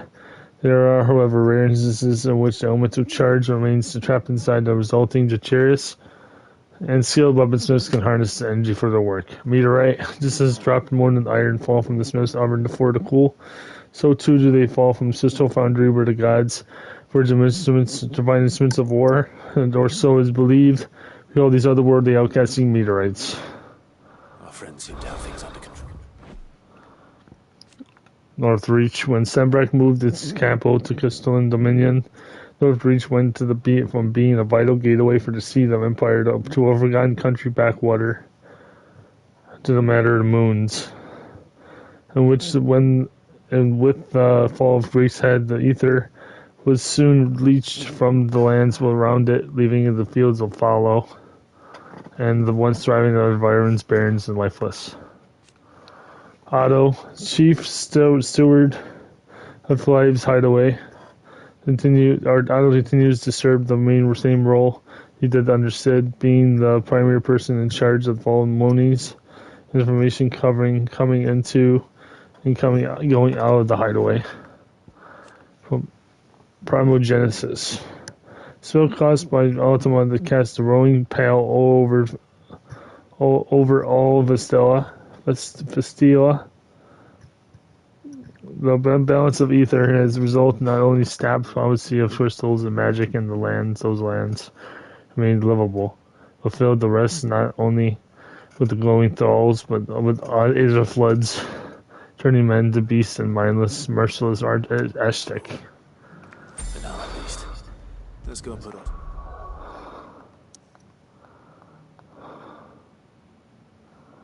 Whose mind at rest?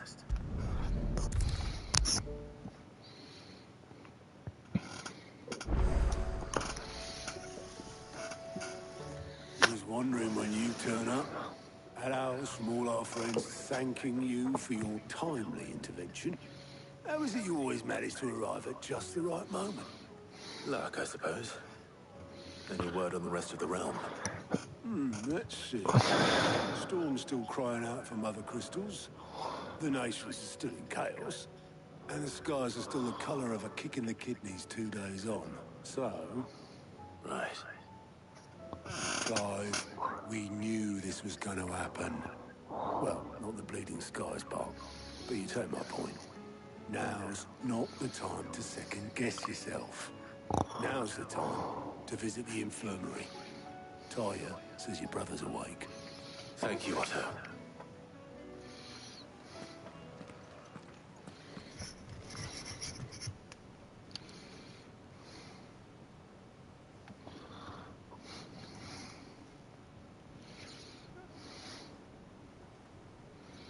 So it was not Sylvester, but Olivier who served as Ultima's puppet. And when Dion learned of this, he sought to slay the fiend.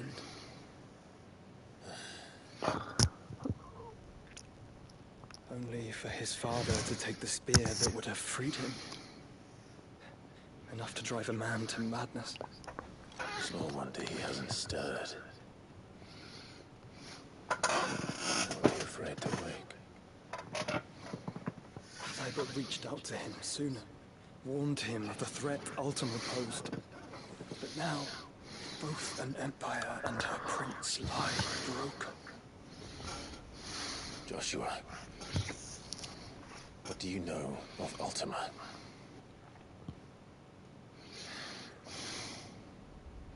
Very little, I'm afraid. Despite my best efforts. 18 years ago, as I lay buried beneath the rubble of Phoenix Gate, it was not death who came for me, but another. And it was while in my rescuer's care, I first heard of Ultima. I've been chasing his shadow ever since. Ultima is driven by some deep, dark purpose, and for whatever reason, it would seem you are crucial to his designs. He will stop at nothing to have you, even if that means toppling an empire. But why me? What possible use could I be to such a creature? That is one of many answers that have eluded me. Yet, I am certain of this. It is not mere chance. You were chosen for a reason. All dominants carry within them the might of an icon. Nigh limitless power that is at once acutely limited. I wield fire, and only fire. And I only ice. 8 wardens for 8 elements. But you, Clive. You are different. You're special. Your abilities begin with the flames of Ifrit. But they do not end there. The fact Ifrit can even exist goes against everything we thought we knew of dominance. Perhaps Ultima has been waiting for one such as you, whose potential is truly limitless. I've encountered that thing several times now. If it or he, as you say, needs me, why hasn't he claimed me as he did the boy? Were I to hazard a guess, I'd say the two of you are somehow incompatible. His mind not properly attuned to your body. His mind? Mind, awareness, spirit, call it what you wish. But I believe Ultima to be an embodiment of the concept. This is why I struggle and fail to contain him here inside me. Sorry, inside you? With every setting sun, I feel my strength wane. And though the Phoenix's flames mend the prison I have made for Ultima, they do so at a cost. We must find a means to bring an end to him before I meet my own. What were you thinking? It was that or let him take Clive. And I've always had a soft spot for my brother. But that doesn't mean you should sacrifice yourself to save me.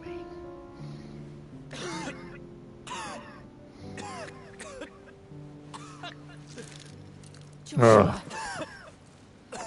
Clive, it's Gav. There's an army of Akashic at the gates of Canver.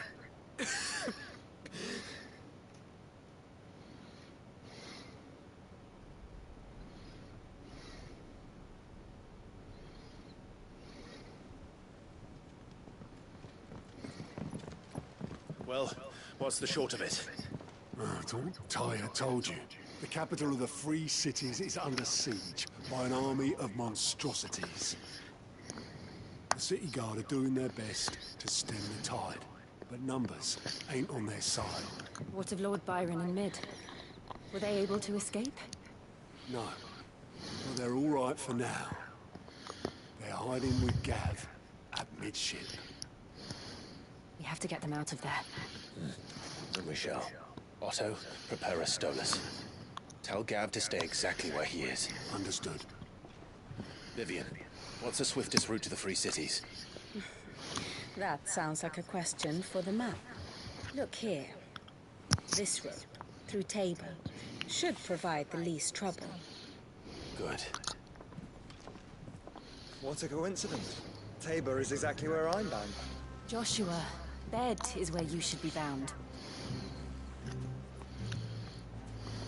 You don't think I told him the exact same thing?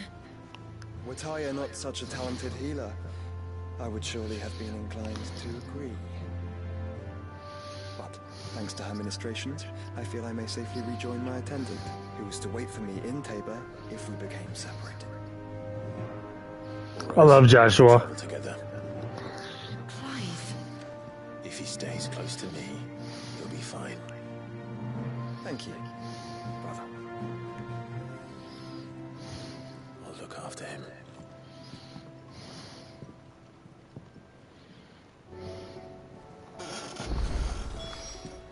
Damn it. Side quests. Did you see that? Tell me you saw that.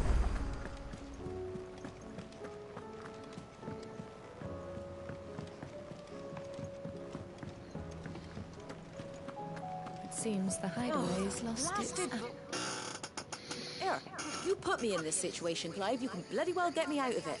I need a hand with a recipe. Are you sure it's me you're looking for? I'm not much of a cook.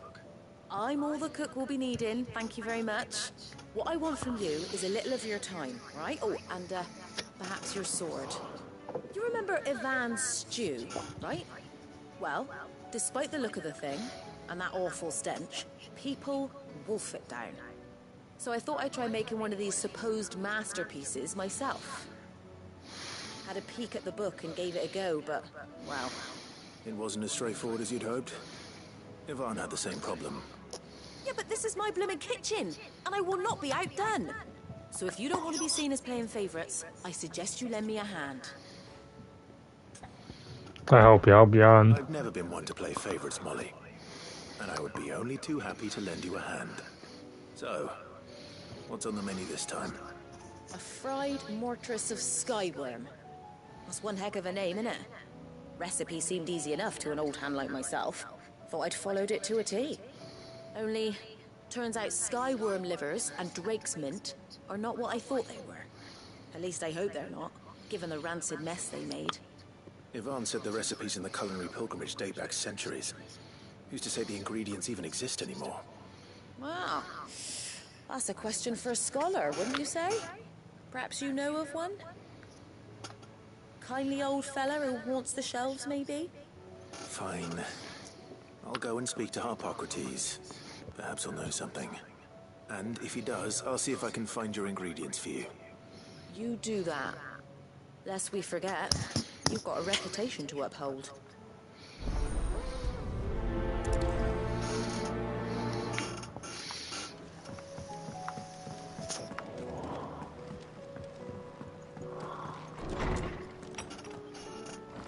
Is a storm coming, Sid?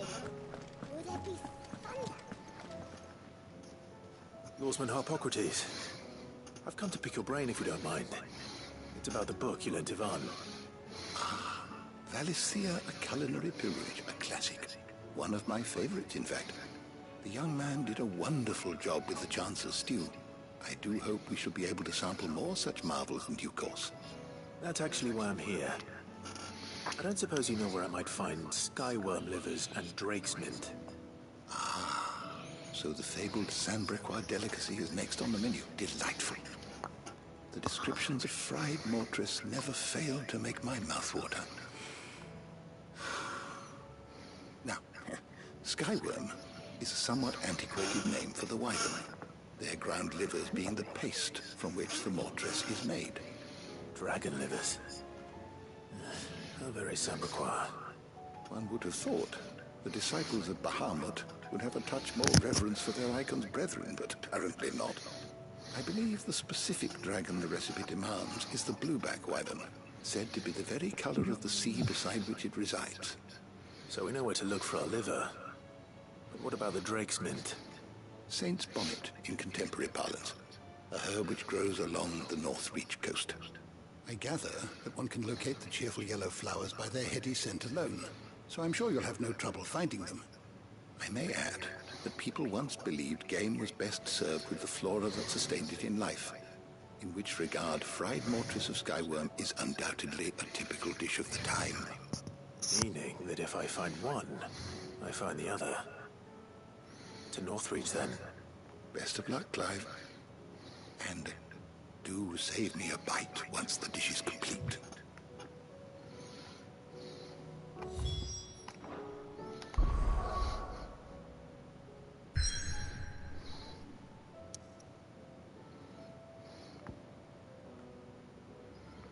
Unless I can't do that side quest yet.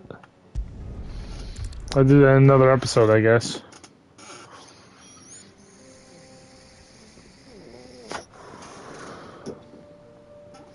Central Damakia.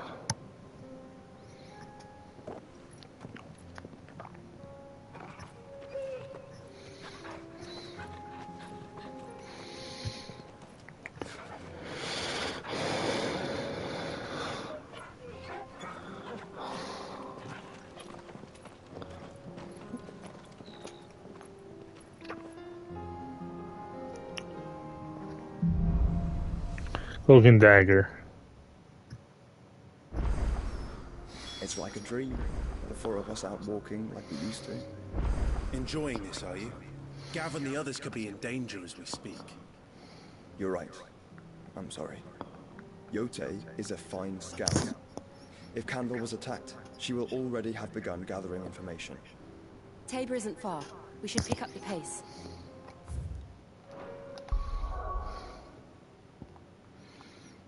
I can do it now. Okay. Northreach.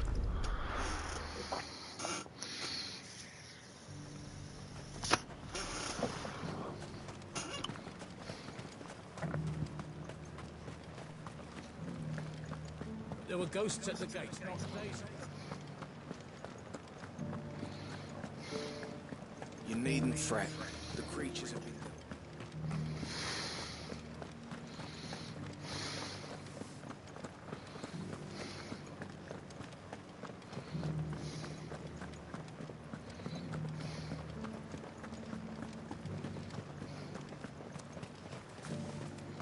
The meadows, then.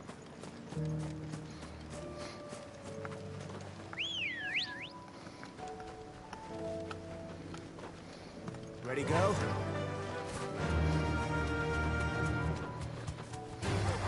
Don't get surrounded.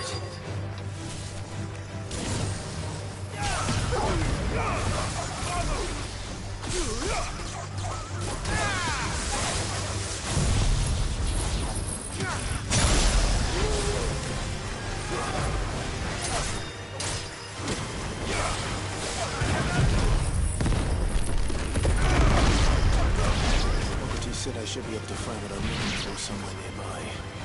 Bright blue dragons and bright yellow flowers. It's hard to spot.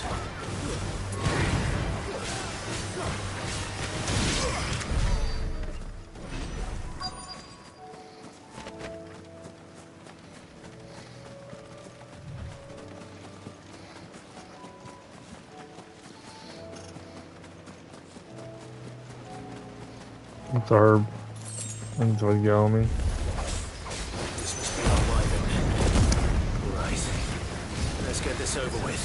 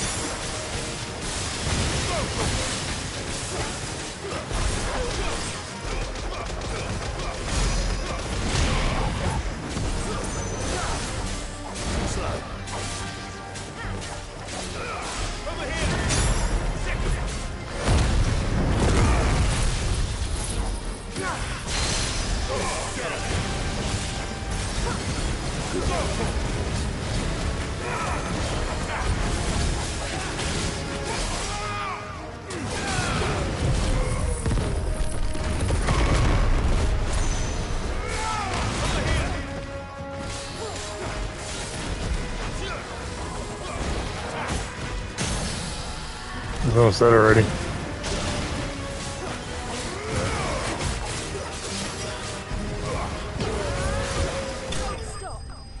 Nice.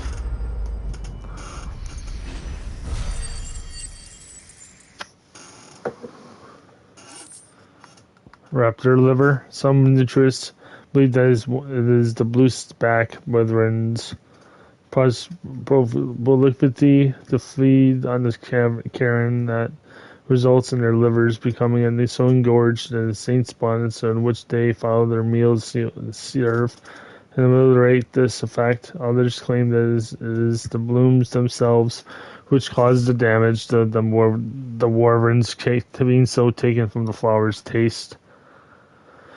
Should not be resist. Dragon Italian. Upon close inspection of lesser dragon foot, one may observe that the middle talon is considerably larger than the rest. This extended edge is used to puncture the fleshy parts of the creature's prey, causing severe blood loss and weakening them from the kill. That's the wyvern's liver. Now I just need to find the herbs. Bright yellow with a heady scent.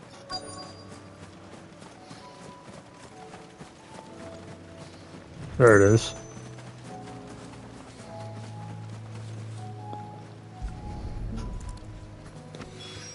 Seen spawn it. That's everything Molly needs to resurrect her recipe. Better head back.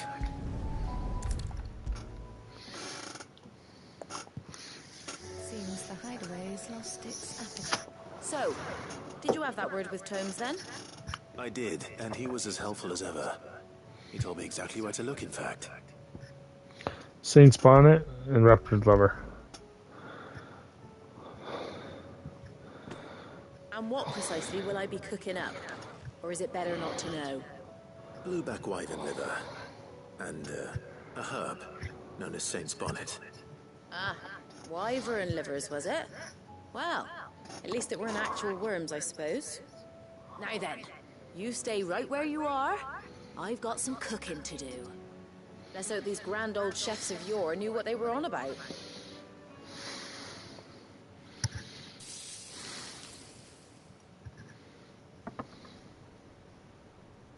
That was really good sometime later. And here we have it. Fried mortress of skyworm. Ivan's offered to make sure it's fit for consumption. Well, I say offered. He as good as begged. And rightly so. Is there any higher honor than partaking in a slice of culinary history?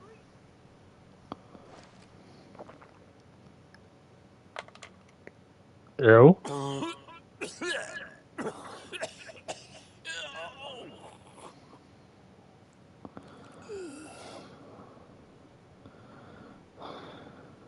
So, not fit for consumption then? What witchery is this? The crackle of the crust gives way to an almost violent richness. Yet, it is the piquant kiss of the saint's bonnet that tames this savage dish. It is a tour de force, a force of nature even, a maelstrom of flavor and sensation, a graceful beast emerging from centuries of slumber. I think he likes it. Well, I can't quite tell with all that nonsense he's talking. But I reckon you might be right. It was decent then, I take it. Decent? It's remarkable. And I defy any man to say a word to the contrary. Sid, might I suggest that you command a party of your finest men and women to procure a dozen blueback wyverns forthwith? Give us some thought. It's done.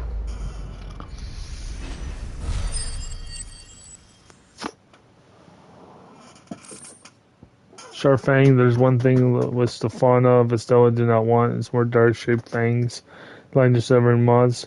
So the Vestella unfortunate enough not to succumb to said fangs. To see the deducious ways of hashing them into the murdered archers articles of virtue, ranging from country to majority. And bloody hide, when properly treated with urine, lime salt, and lethally soaked chocobo brains, this Chico flesh skin will make it a fine piece of other indeed. So there's another side quest down here somewhere. So where is it? There it is. Dudes. What am I gonna do? Ask about the skies first. I reckon the skies are enough to give anyone a chobble wobbles, collie wobbles. What? But I'm gonna sit around and hang on my head and twiddling my thumbs. Enough back to the Quinn side and we were busy fighting that horrible dragon. There's an even horrible one. No more. But no more from now on. I'm gonna do what lot to do, and probably pull my finger out, no matter how much my knees are knocking. Can't have Nan and Blackthorn thinking I'm a big wet blanket now, can I? So now you worry about me. You just stick with what you do best, saving the world. As an eye for an Is eye. everything all right, Goose? You seem more discomposed than usual. I don't know what that means, but I'm in a bit of a muddle. Oh, I think Nan might be in trouble, and she's... It's all right. You can tell me.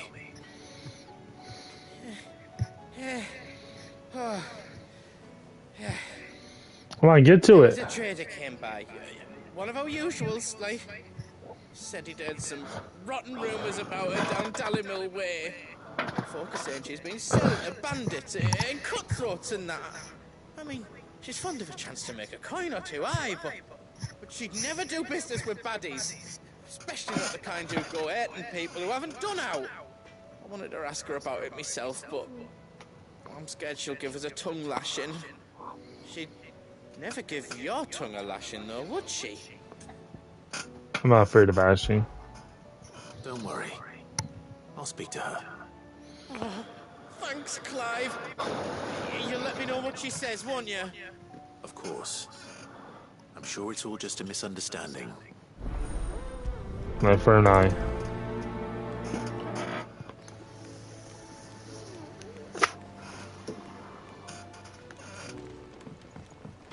Looks like what's down there. Lady Karen. How's business? Not nearly as foul as the weather. You're doing good trade then? Both in and out of the hideaway? Can't complain. Wait. What exactly are you getting at? Not once in 5 long years do you pay my affairs half a care. But here you are today, raking me over the coals like a bloody popoto. Just asking. Out of interest. All right. I'm here because I was told that certain rumors have been circulating. About you selling weapons to brigands. Oh, are ya? And who was it who knows me so well as to tell tales of my evil exploits? I didn't exactly hear firsthand. All I know is that someone in Dallimil has been spreading word to that effect. And what? You believe it? You think I'm profiting off the blood of innocents, do you? Look, I've done things I'm not proud of. Might be there were a time when I turned a blind eye to the wretchedness of the world so I could line my pocket. But that woman is no more. And you'd know that if you'd ever paid the slightest bit of notice. You're right, Lady Karen. I apologize. It was wrong of me to doubt you. No, it was. Now, I reckon you've got better things to do than pointing your do-gooding finger at a poor old woman. Of course. Good day. Good job, Clive.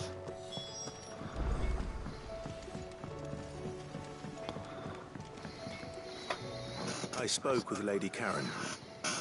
What did she say? That the rumors were unfounded, and that I was a fool for thinking they might hold any truth, along with some other things that made her feelings clear. And while it sounds like she may have done things she regretted in her past, she says those days are behind her. Oh, well, That's good. I knew Nan wasn't caught up in out bad. But why would people say she was? What did she ever do to them? It's not right. No, it's not. But people do things for all sorts of reasons. Perhaps we'll never know. Well, I'm going to find out. That trader, he said they were all talking about her in Dalimil. So that's where I'm going. I'll find someone who'll tell me, you'll see. Are you sure that's wise? Whoever's spreading these rumors means Karen Hill. Oh, right. But that's why you'll be coming with me, isn't it, Clive?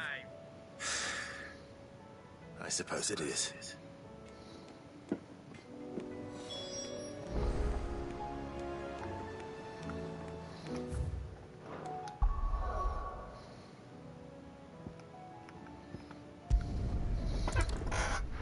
Great.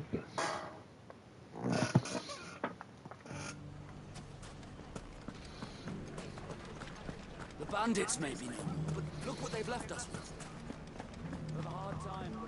It shouldn't be too hard to find goods. Are the bad men going to come back? The gentlemen of the town guard are strapped back up. Could be I know something more. Clive, listen! I found someone who says he's heard the rumors about Nan. Have you? Go on. Tell him what you told me. All right. It's like I said. A wizened old crone by the name of Karen's been selling steel to whoever will pay her price, be they knight or knave. Says the more swords and spears she puts in people's hands, the more war they'll wage. And the more war being waged, the more call for swords and spears. And who will they all turn to keep them in steel? Why, the good Reaper herself. And you've seen this Reaper at work? Aye, it just so happens I have. You'll find her right here plying her trade most days. Here in Dalimil? Where exactly? She has a stall here in the market, but if you're not the patient type, you can probably find her at her storehouse on the edge of town.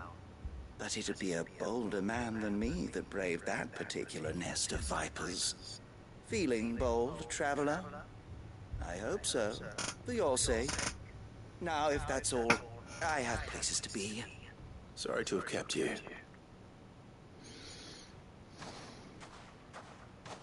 You don't think Nan's the Reaper, do you? Not unless she's discovered the secret of how to be in two places at once. Eh? What do you mean? Lady Karen hasn't left the hideaway in weeks. So who has been running this stall he spoke of? Good question. I'll go and have a look. And I'll visit this storehouse on the edge of town. All right, but be careful, Clive. You too, Goots.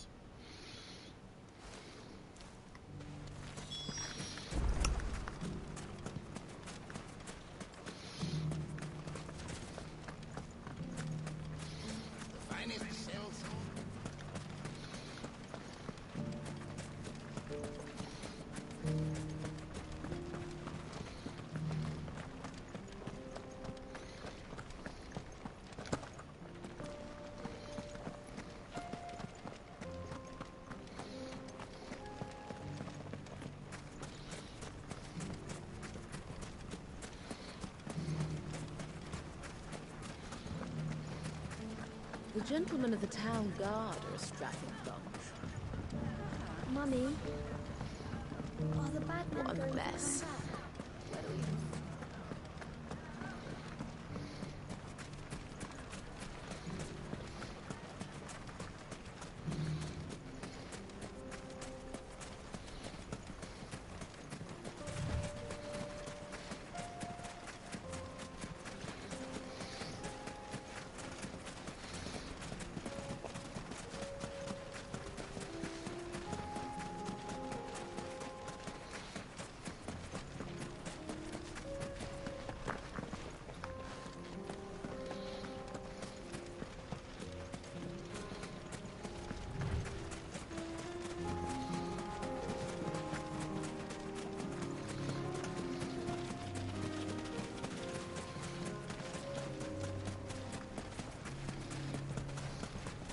Of course, it's like right near the river. Like always. What do you think, Jill? No, I'm not fighting him.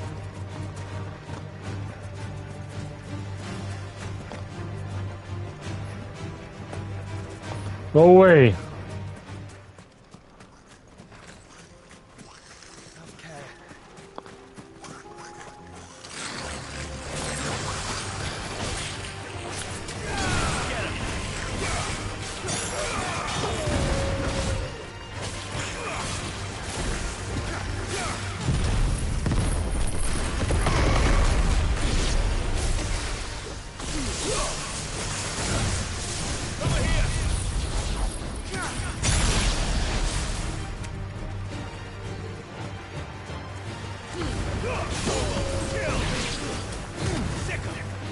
Still alive? Come on.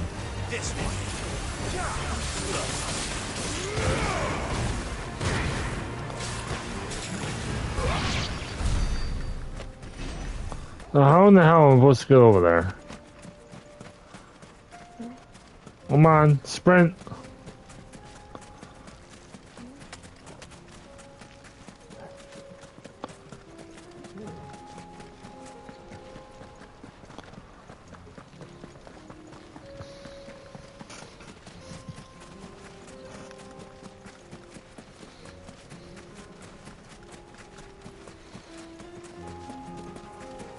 Are you serious?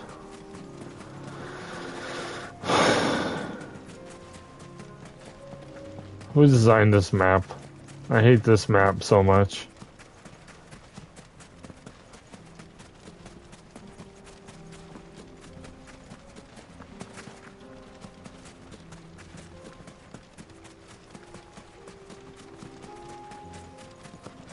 Come on, go. Stop sprinting. Thank you. I'm gonna find that gate. Yeah, that gate. You fought very bravely. The safety of the town is in our hands. Now you can sprint now.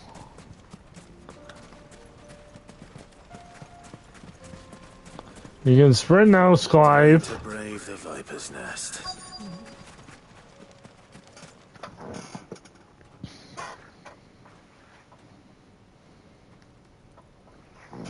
Just you, is it? Thought I might have laid it on a bit thick. It was a fairly unconvincing tale. So, what now? That's up to you. Die a slow death, or a quick one. Boys, he's all yours. That sword is mine.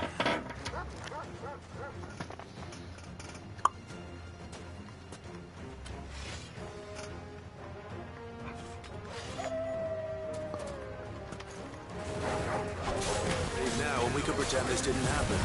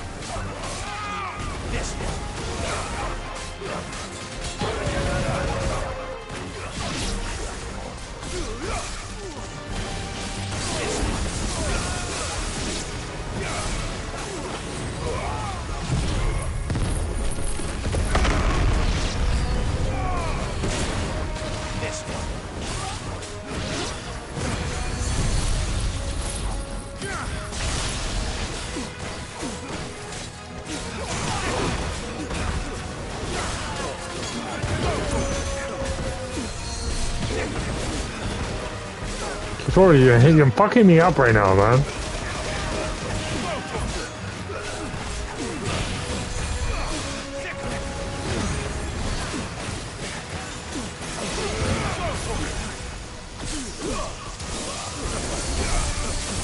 Who's curing? Come on, man. You fucking move, Torgal.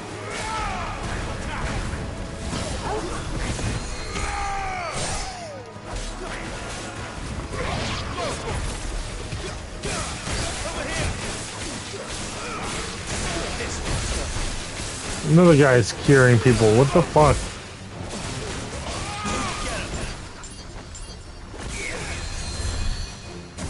This guy's pissing me off.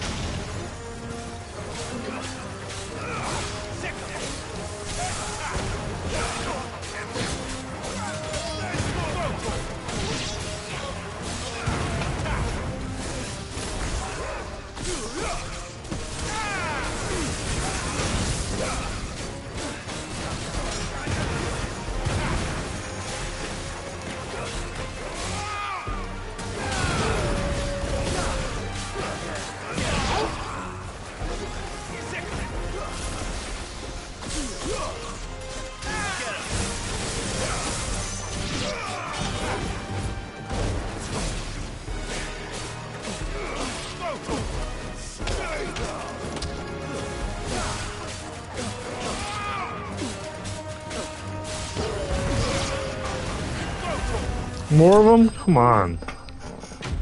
Jeez, that was a lot of enemies for no reason.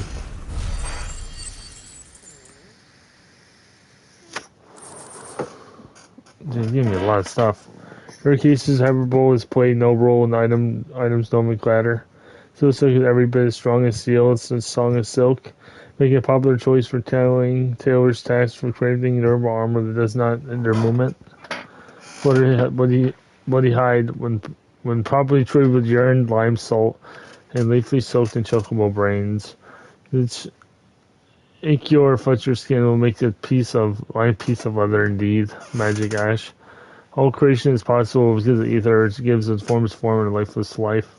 When the object is assigned to the flames, whatever due to age, accident, or ill intent, the ether contained within is released and returned to the land. They are, however, for instances in which the elemental charge remains trapped inside, the resorting to Cheris and skilled trumpetsmiths can harness this energy to use of the work. Black blood, a thick oily substance sometimes found pulling in newly formed worms of the earth, such as cracks left by rubbers or the passing of an icon, though it burns as hot and bright as any crystal. The liquid has until recently been ignored by the people of Vestella due to the electric smoke that emits from the United.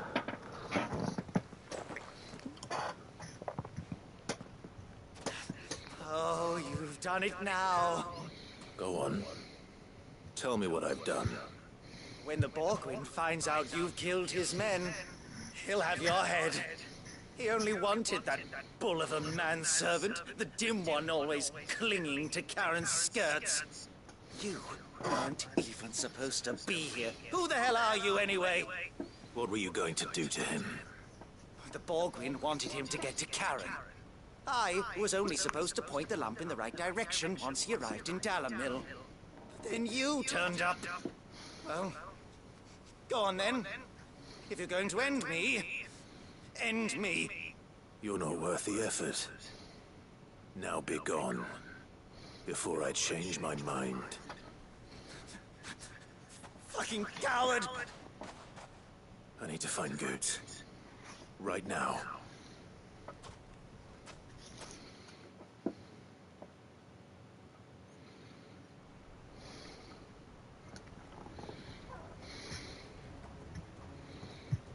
Get your filthy paws off me, you naughty-pated lout! Stop calling me names! And stop spreading them horrible lies about Nan! Well, that will be easy enough.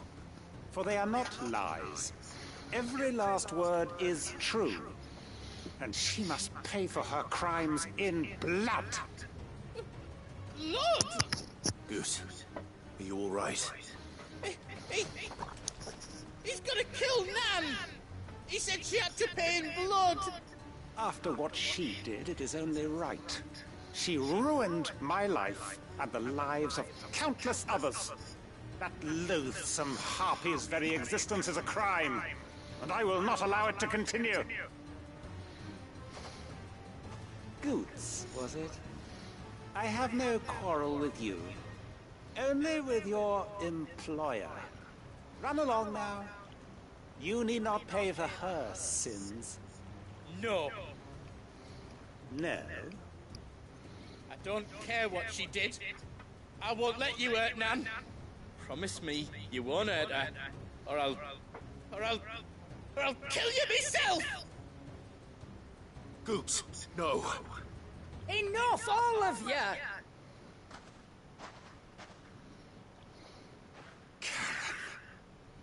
But how did you? You're a sight less clever than you think you are, the pair of you. Did you think I wouldn't notice the two of you slinking off together? Well, the whole thing got me thinking, who in Dalimil might bear me a grudge? And a certain snivelling shit I ran afoul of in my fairy years came to mind. Though it was just Bogan back then, wasn't it? I thought the years might have taught you some sense, but I see you're the same pants-pissing craven you've always been. What was it we called you? Wet legs? You bitch! Everything that happened, it was all your fault! And now you'll finally pay for what you did to me!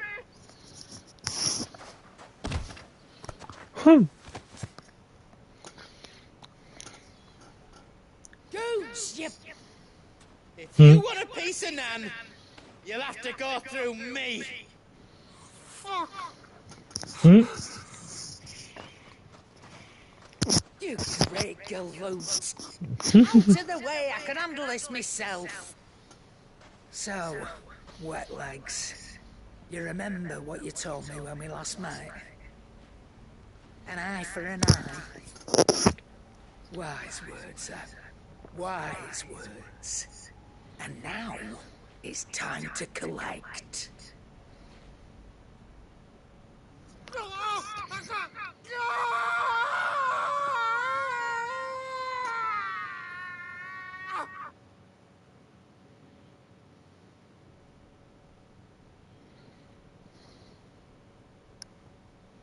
Sorry to keep you waiting. Is he... Dead? No. But I reckon he wishes he was. It isn't easy going through life one eye short of a pair. After all, I should know. You don't mean... Oh, don't tell me you didn't notice. Lost it to old Wet Legs back when we were working the same routes. Said I'd stolen from his strongbox. I'd done nothing of the sort, mind. But that didn't stop him taking his little revenge. So I took some of my own. Sorry, lost everything. His coin, his clients. Always knew he'd be back one day to claim his due. But he crossed a line dragging poor Goots into this. He didn't hurt you, did he? No, Nan. Still got all my arms, see? Legs too. But what if he comes back again? What if he does? First we take the other eye, then we work our way down. He'll learn his lesson soon enough. But something tells me the Wet Legs has learned it already. Right. Let's get you back to the hideaway. You've attracted quite enough attention already. Ta-ra, Clive. Remind me never to cross you, Karen.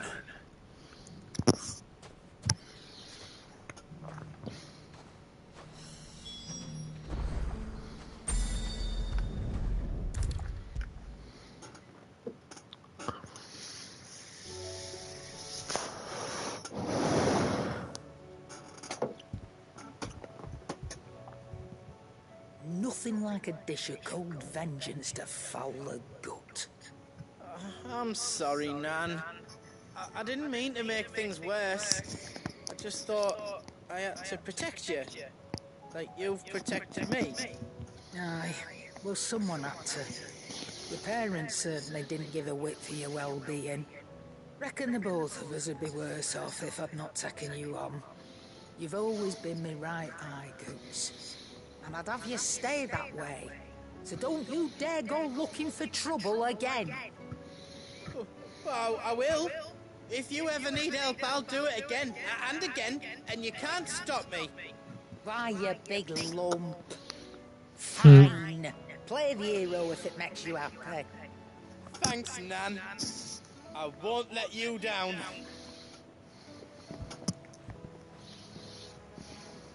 There's nothing he wouldn't do for you. That's as maybe. But if he's ever to make his own way in life, he'll need to start looking out for himself as well. Till then, he'll need people to watch his back, just like you did in Dalamil. Don't think I didn't appreciate that. Of course. His family. Stop it. You make me one good eye, mister. I don't go thinking that'll do you any favours. A potion today will cost you the same as it did yesterday.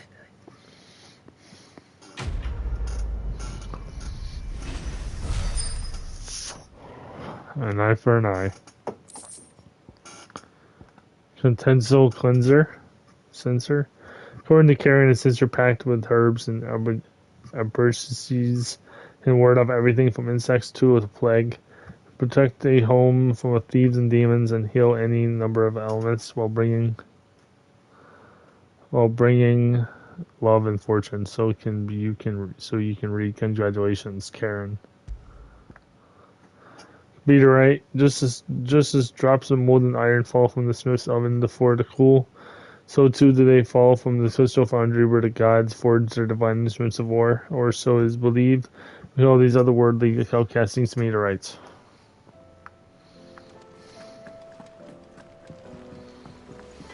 There's another.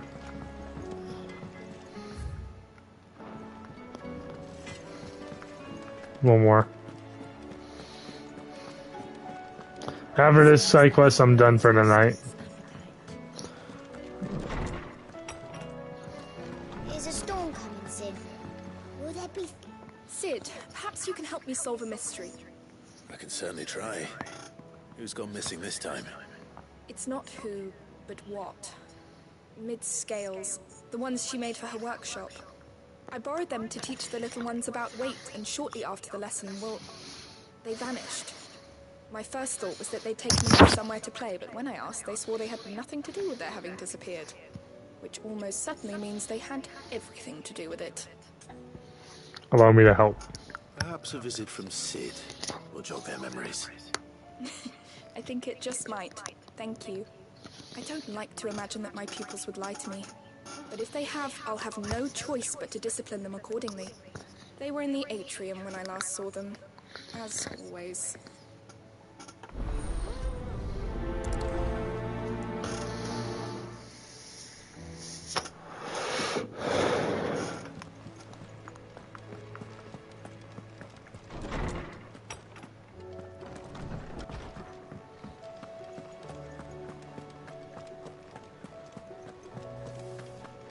Did you see the pair that got hauled into time?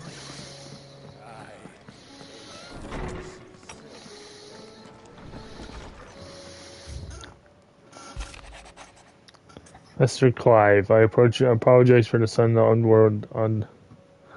untoward gesture. Circumstances have forced me to seek out Vinian's aid, and there's another whom I may turn.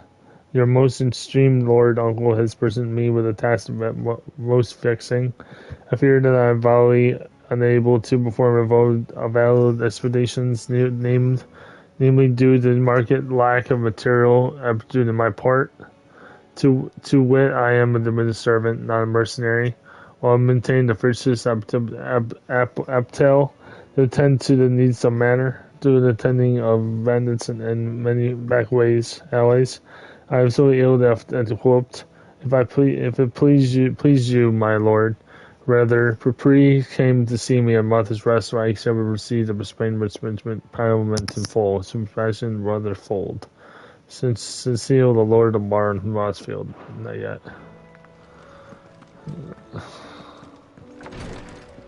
Where is this thing? I'm not going the right way. I'll do that quest next, and then I'll get off, and that's the last one. Where is this fucking place?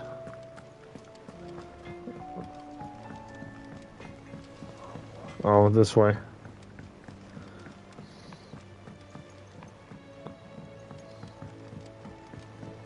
I heard the Emperor was impaled on his own son's spear. We're all gonna die! You hear me? The Akashic are coming and they won't... What do you reckon we should do? I say we should...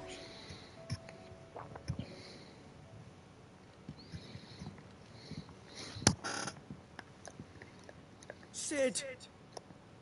Hard at your studies, I see. And what is that? It's not a set of scales, is it? No. Of course it isn't. Well, not anymore, it's not. Oh, And just how long hasn't it been one? We're sorry. But we didn't break them. We dismembered them. just like Miss Mididol showed us. Miss Mididol? Why would she have you dismembering her creations? Because that's the only way to become a ninja-neer. Miss Mididol said, the best way to see how something worked is to take it apart and put it back together again. Well then, your work is already half done. Carry on. About that. The taking apart was easy enough, but it's the putting back we can't work out. Speak for yourself. The heavy thing goes at the bottom. Then...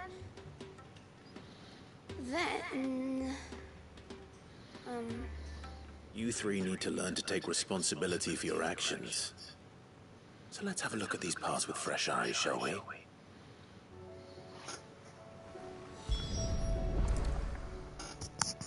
All right. Everything here was once part of Miss Mididol's scales. Every piece has its own role to play, and each is just as important as the others. If even one of them is missing, the scales won't work. So let's think about what those roles might be. You already know one of the pieces. The body. Its role is to support everything Please tell me I don't have to do this myself. But what of the others?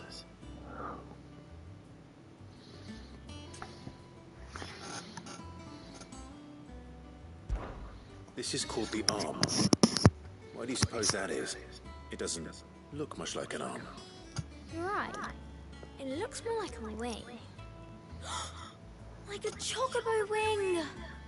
You've ridden a chocobo before, haven't you, Sid? Will you teach me to ride one day? I'll think about it. Now, what do arms do? Hold things. So wait, maybe this arm holds things too? Good thinking.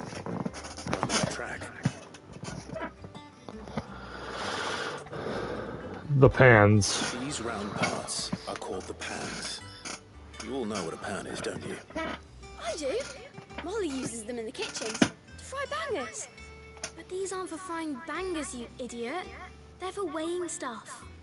But what if I wanted to weigh Goots? I don't think he'd fit on that little thing. Probably not. What are the chains for? Holding the pans up? Well spotted. Which means something must hold the chains up in turn. And the gear. This tiny piece is what's called a cogwheel, or gear. Have you ever seen one before? I have. Miss Mididol's dungeon is full of them. Most are on the floor. She puts them in all her inventions. They spin round and round and round and round. That's right. They're very useful when you want to make things move. Do you remember if there was anything on the scales that moved? I remember the arm moved when I tried weighing an apple. And then somebody ate it. Not my fault. You shouldn't have tried weighing it before lunch. We know what part's supposed to move and how it's supposed to move. So, let's put the pieces together first, see what doesn't move, and then stick the cogwheel to that. Not a bad idea. You see? It's not so difficult. So, now that we've taken stock of the parts and learned what they do, what do you think? I think we've got it.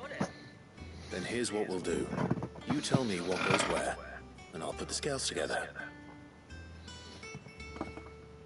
Well, obviously you need to start with the body. All the other pieces fit onto it, don't they? And the arms go on the body, just like real arms. Or wings, if you're a chocobo. And the arms hold the pans by the chains. Very good. Let's see if that works. There. All finished.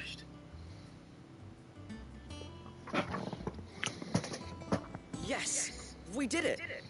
Well, with Sid's help. Oh, I just put the pieces together. It was you three engineers who showed me how. That's right. We're Miss Mididol's heirs. Her hairs?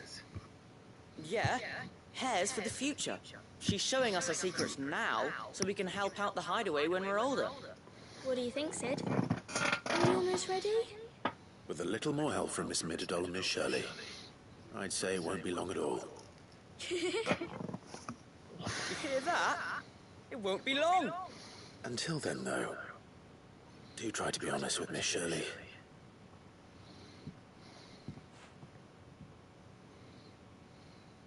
Hey, look! We never used the cogwheel. You don't think Sid forgot about it, do you?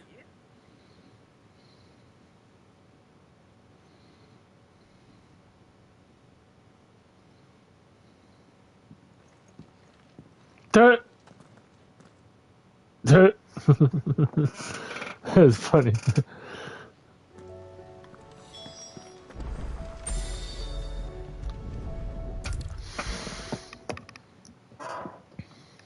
Is a storm coming, Sid? Will there be... Well, did you solve the mystery? It was as you thought. The children had the scales, or the parts of them at least. They dismantled them to see how they worked. Oh, no, Mid will have my head. Thankfully she won't. This might even have been her idea. Although I was the one who ended up teaching the lesson. I'm so sorry, Sid. I know how busy you are. I shall see that the children are properly punished. Please, there's no need. Mid seems to have taken the three of them under her wing. She's even calling them her heirs. She'd have them follow in her footsteps. And her father's. I see. Sid, do you know why Mid has been spending so much time at the hideaway of late? She told me it was because her studies have been interrupted by events in Canva. Is that not true? No, it isn't. The university offered her a commission. In exchange for full tuition, room and board, they asked her to oversee the design of several new war engines. To anyone else it would be an opportunity, but to Mid, who lost both her parents to war, it was a bitter pill. One she was none too keen to swallow. But that should come as no surprise. She's only ever cared about bringing people hope. The very last thing war can be said to do. Which explains her heirs. She's working to give them a better life. And so should I. What's the odd engineering lesson? Oh, you've given them far more than that. And I'm sure they're very grateful.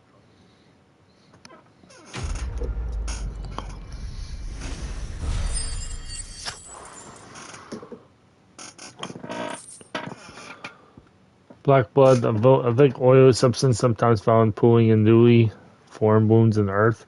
This is cracks left by tremors or the passing of an icon. Though it burns as hot and bright as any crystal. But this until recently has been largely ignored by the people of Estella due to the archery smoke that emits it from the United. And then gill bug. Contrary to popular belief, the small insect does not get its name from its appearance, but rather than the fact that it's rarely highly sought after by seekers for use in brewing medicines. The summer, when the beetles are most numerous across the realm, will spend nigh every waking hour collecting specimens in readiness to exchange them for a handful of coppers. As children that have tiny hands, however, this amounts to fewer than the one might expect. So there is one more side quest. Go to my quarters.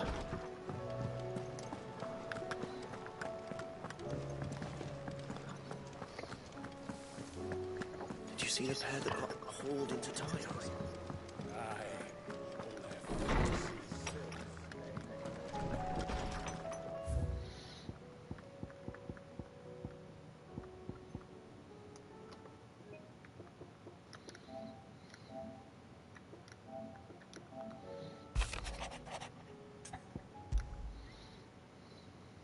Rutherford. Wasn't that the name of my uncle's manservant? Why would he be at Martha's Rest?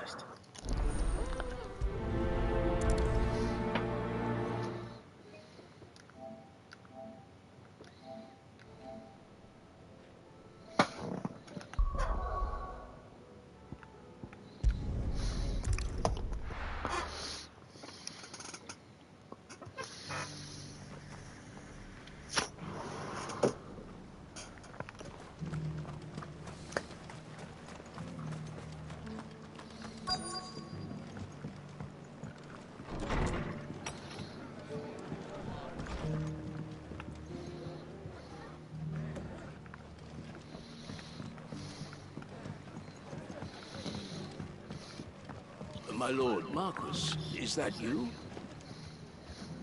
It is you. Then you received my letter. I am Sebastian Rutherford, chief steward of your lord uncle's estate. Of course. We met once before. Yes, my lord. Thank you for coming. And what was so sensitive that you couldn't put it in writing? 1,000 apologies, my lord. I did not mean to offend. I merely... It's all right. Continue. I am here at Martha's Rest, at the behest of your lord uncle, tasked with learning what I am able of the realm's current state of affairs. And what I have learned is grim. The fall of the Mother Crystals has left Storm in a state of utter disarray. The subsequent darkening of the heavens has only made things worse. Akashic attacks, once unthinkable, are now commonplace. The gears of governance have ground to a halt, and without a steady hand on the tiller, the realm threatens to drift into utter chaos. Your lord uncle, however, believes there is a way to avoid this fate, and is determined to see it set in motion. That sounds like quite the undertaking. It is. Hence my having enlisted the aid of several colleagues serving the 7 high houses. Alas, I have lost contact with 2 of those colleagues already. They are both able-bodied and trained in the sword, yet in these dark times, even that may not prove sufficient to keep a man safe on the road. So you want me to find them? I'll need to know where they went. One I sent to investigate the Republic, the other the old Imperial capital of Oriflamme. That doesn't exactly narrow it down. I suppose I'll start in Dalimil and work my way east. Thank you, my lord. I shall pray for your success and safety.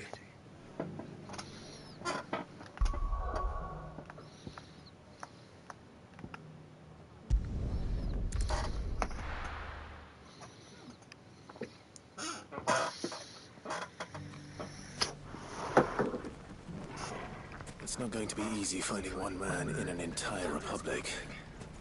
Let's hope someone here's seen something.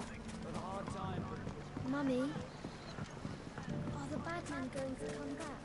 The gentleman of the town guard was tracking from.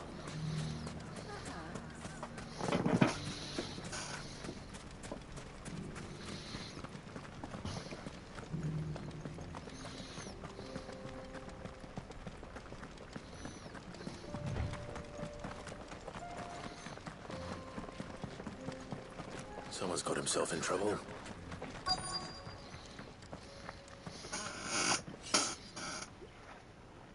I don't see your master here, so you can start by giving us all the coppers in your purse. I already told you, I have nothing. And maybe we'll take that pretty outfit and the steel you're wearing. Please! These men are trying to rob me! I'll deal with this. Thank you. You that one's master, then? If you kindly pay the coin he owes us, we can pretend you didn't draw your blade on Republican soldiers. Or you can go back to your garrison and I won't report you to your captain. Oh, you're more than welcome to. He hasn't had many visitors since we slit his throat.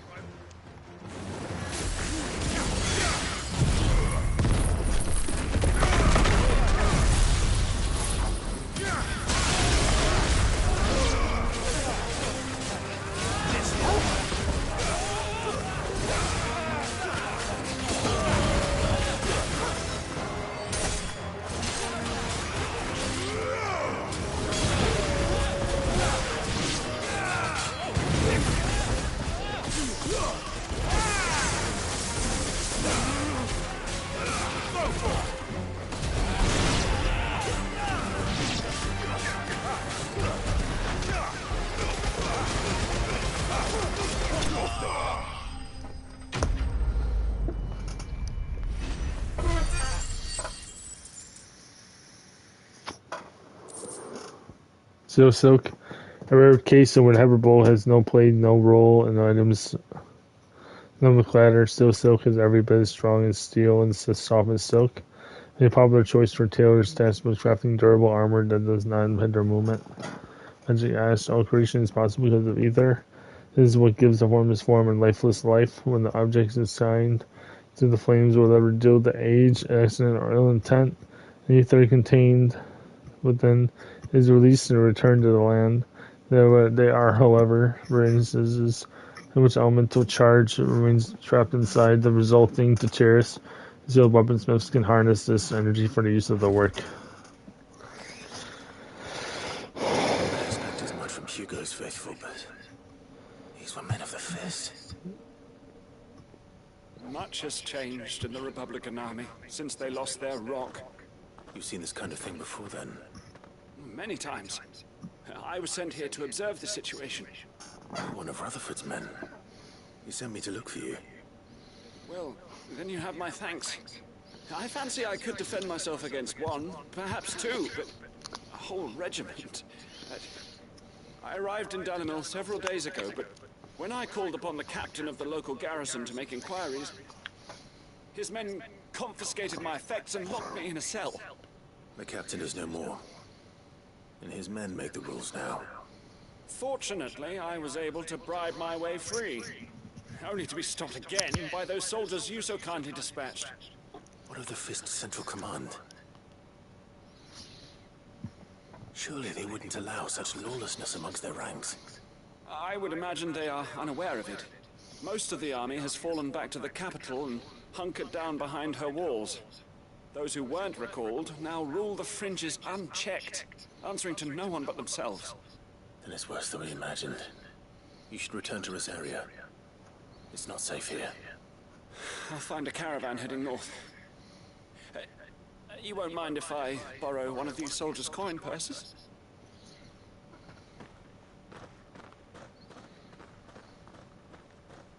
Not at all. Now, to find this second associate of Rutherford's. If he was bound for Oriflamme, I'll start at Northreach and see if I can pick up his trail.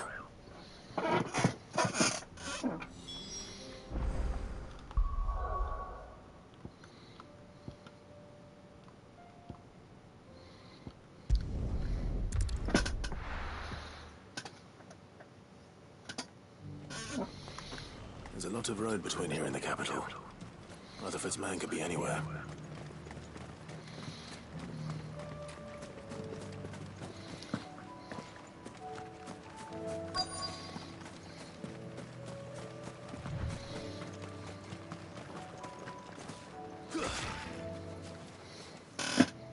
What happened here?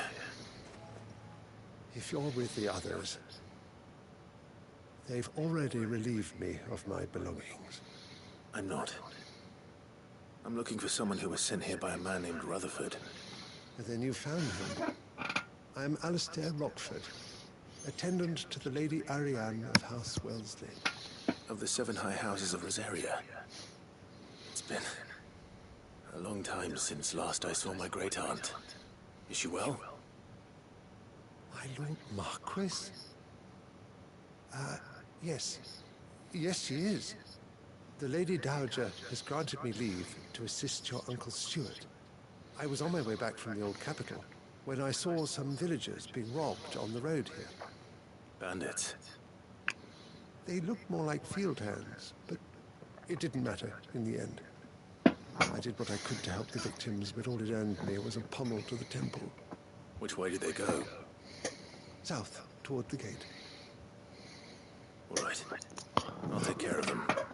Found a note I've met enough of their kind. You head back to Northreach, visit the Vale, tell them I sent you. Thank you. I shall. Founder be your shield.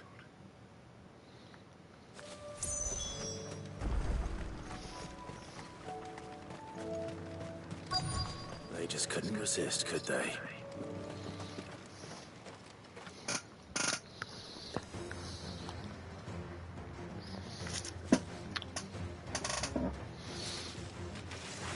This one's ours, pretty boy.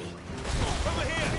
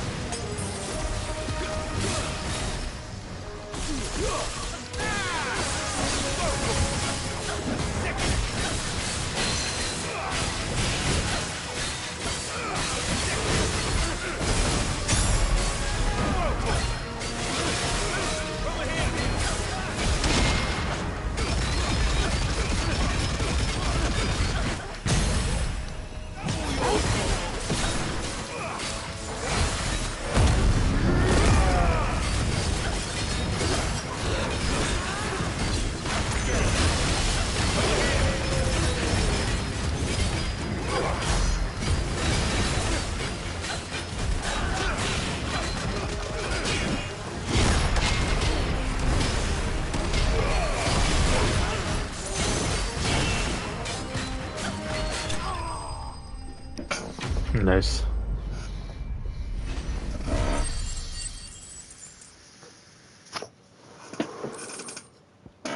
Body hide would probably treated with urine, lime, salt, and nuclear soaked in chocobo brains.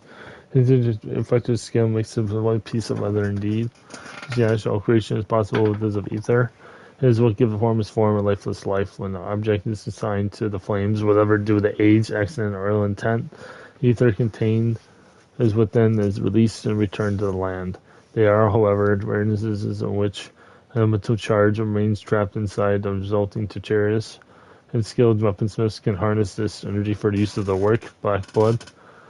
And so I think oil is substance sometimes found drilling, pulling, and newly formed wounds in the earth, such as cracks left by tremors or the passing of an icon, though it is burns as hot and bright as a crystal.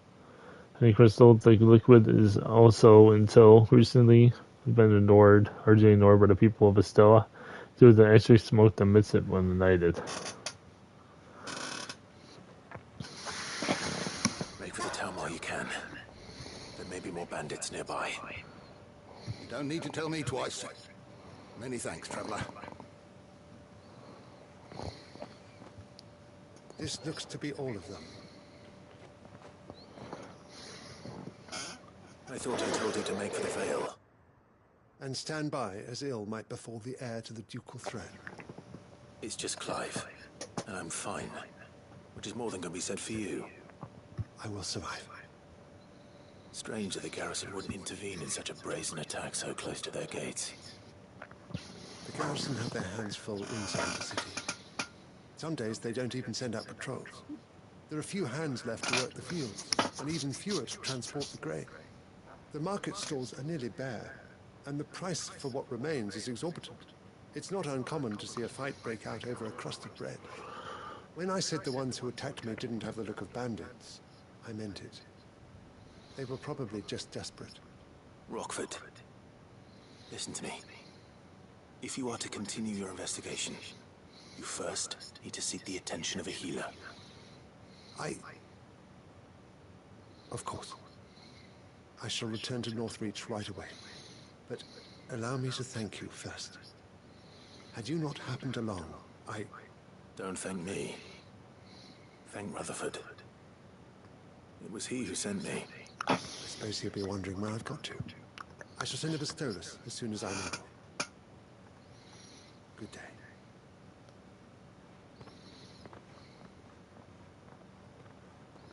My uncle certainly has his work cut out for him. If it isn't already too late. I should go and tell Rutherford that his colleagues are still in one piece.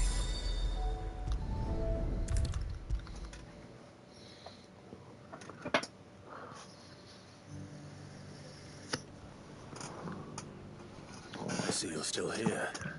The Rest's location affords a constant flow of traders, and with it, a constant flow of information. Speaking of which, I received word from both my associates. They have resumed their investigations, thanks to you. I only happened to be in the right place at the right time. They both seem to think the realm's prospects rather grim. I am afraid that grim would be putting it lightly.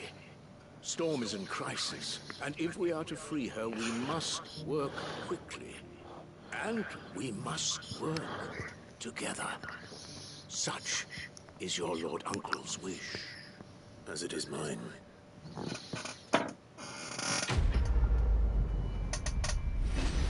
Complete.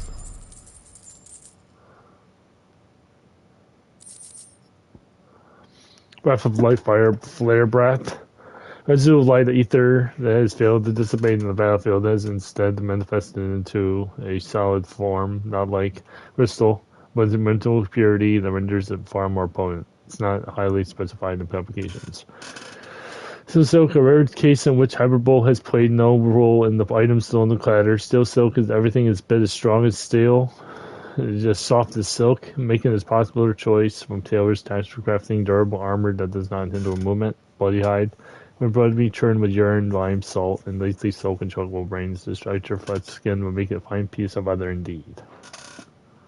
So, make for Talbur. That'll be the end, though. At the end of this. So I'm getting off here soon. Right after this, I'm gonna save and get off. It's way past my playtime.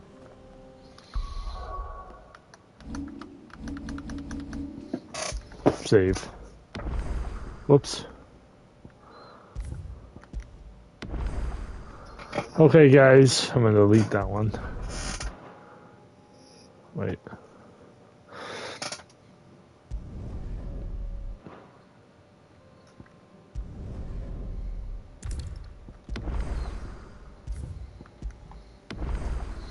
Okay, guys, this is the end of the best part for now. So if you like this video, please comment, subscribe, like this video, and it'll help out. If you're not already, I'm planning to post notifications and I'm missing another episode. And I'll see you guys next time. See ya.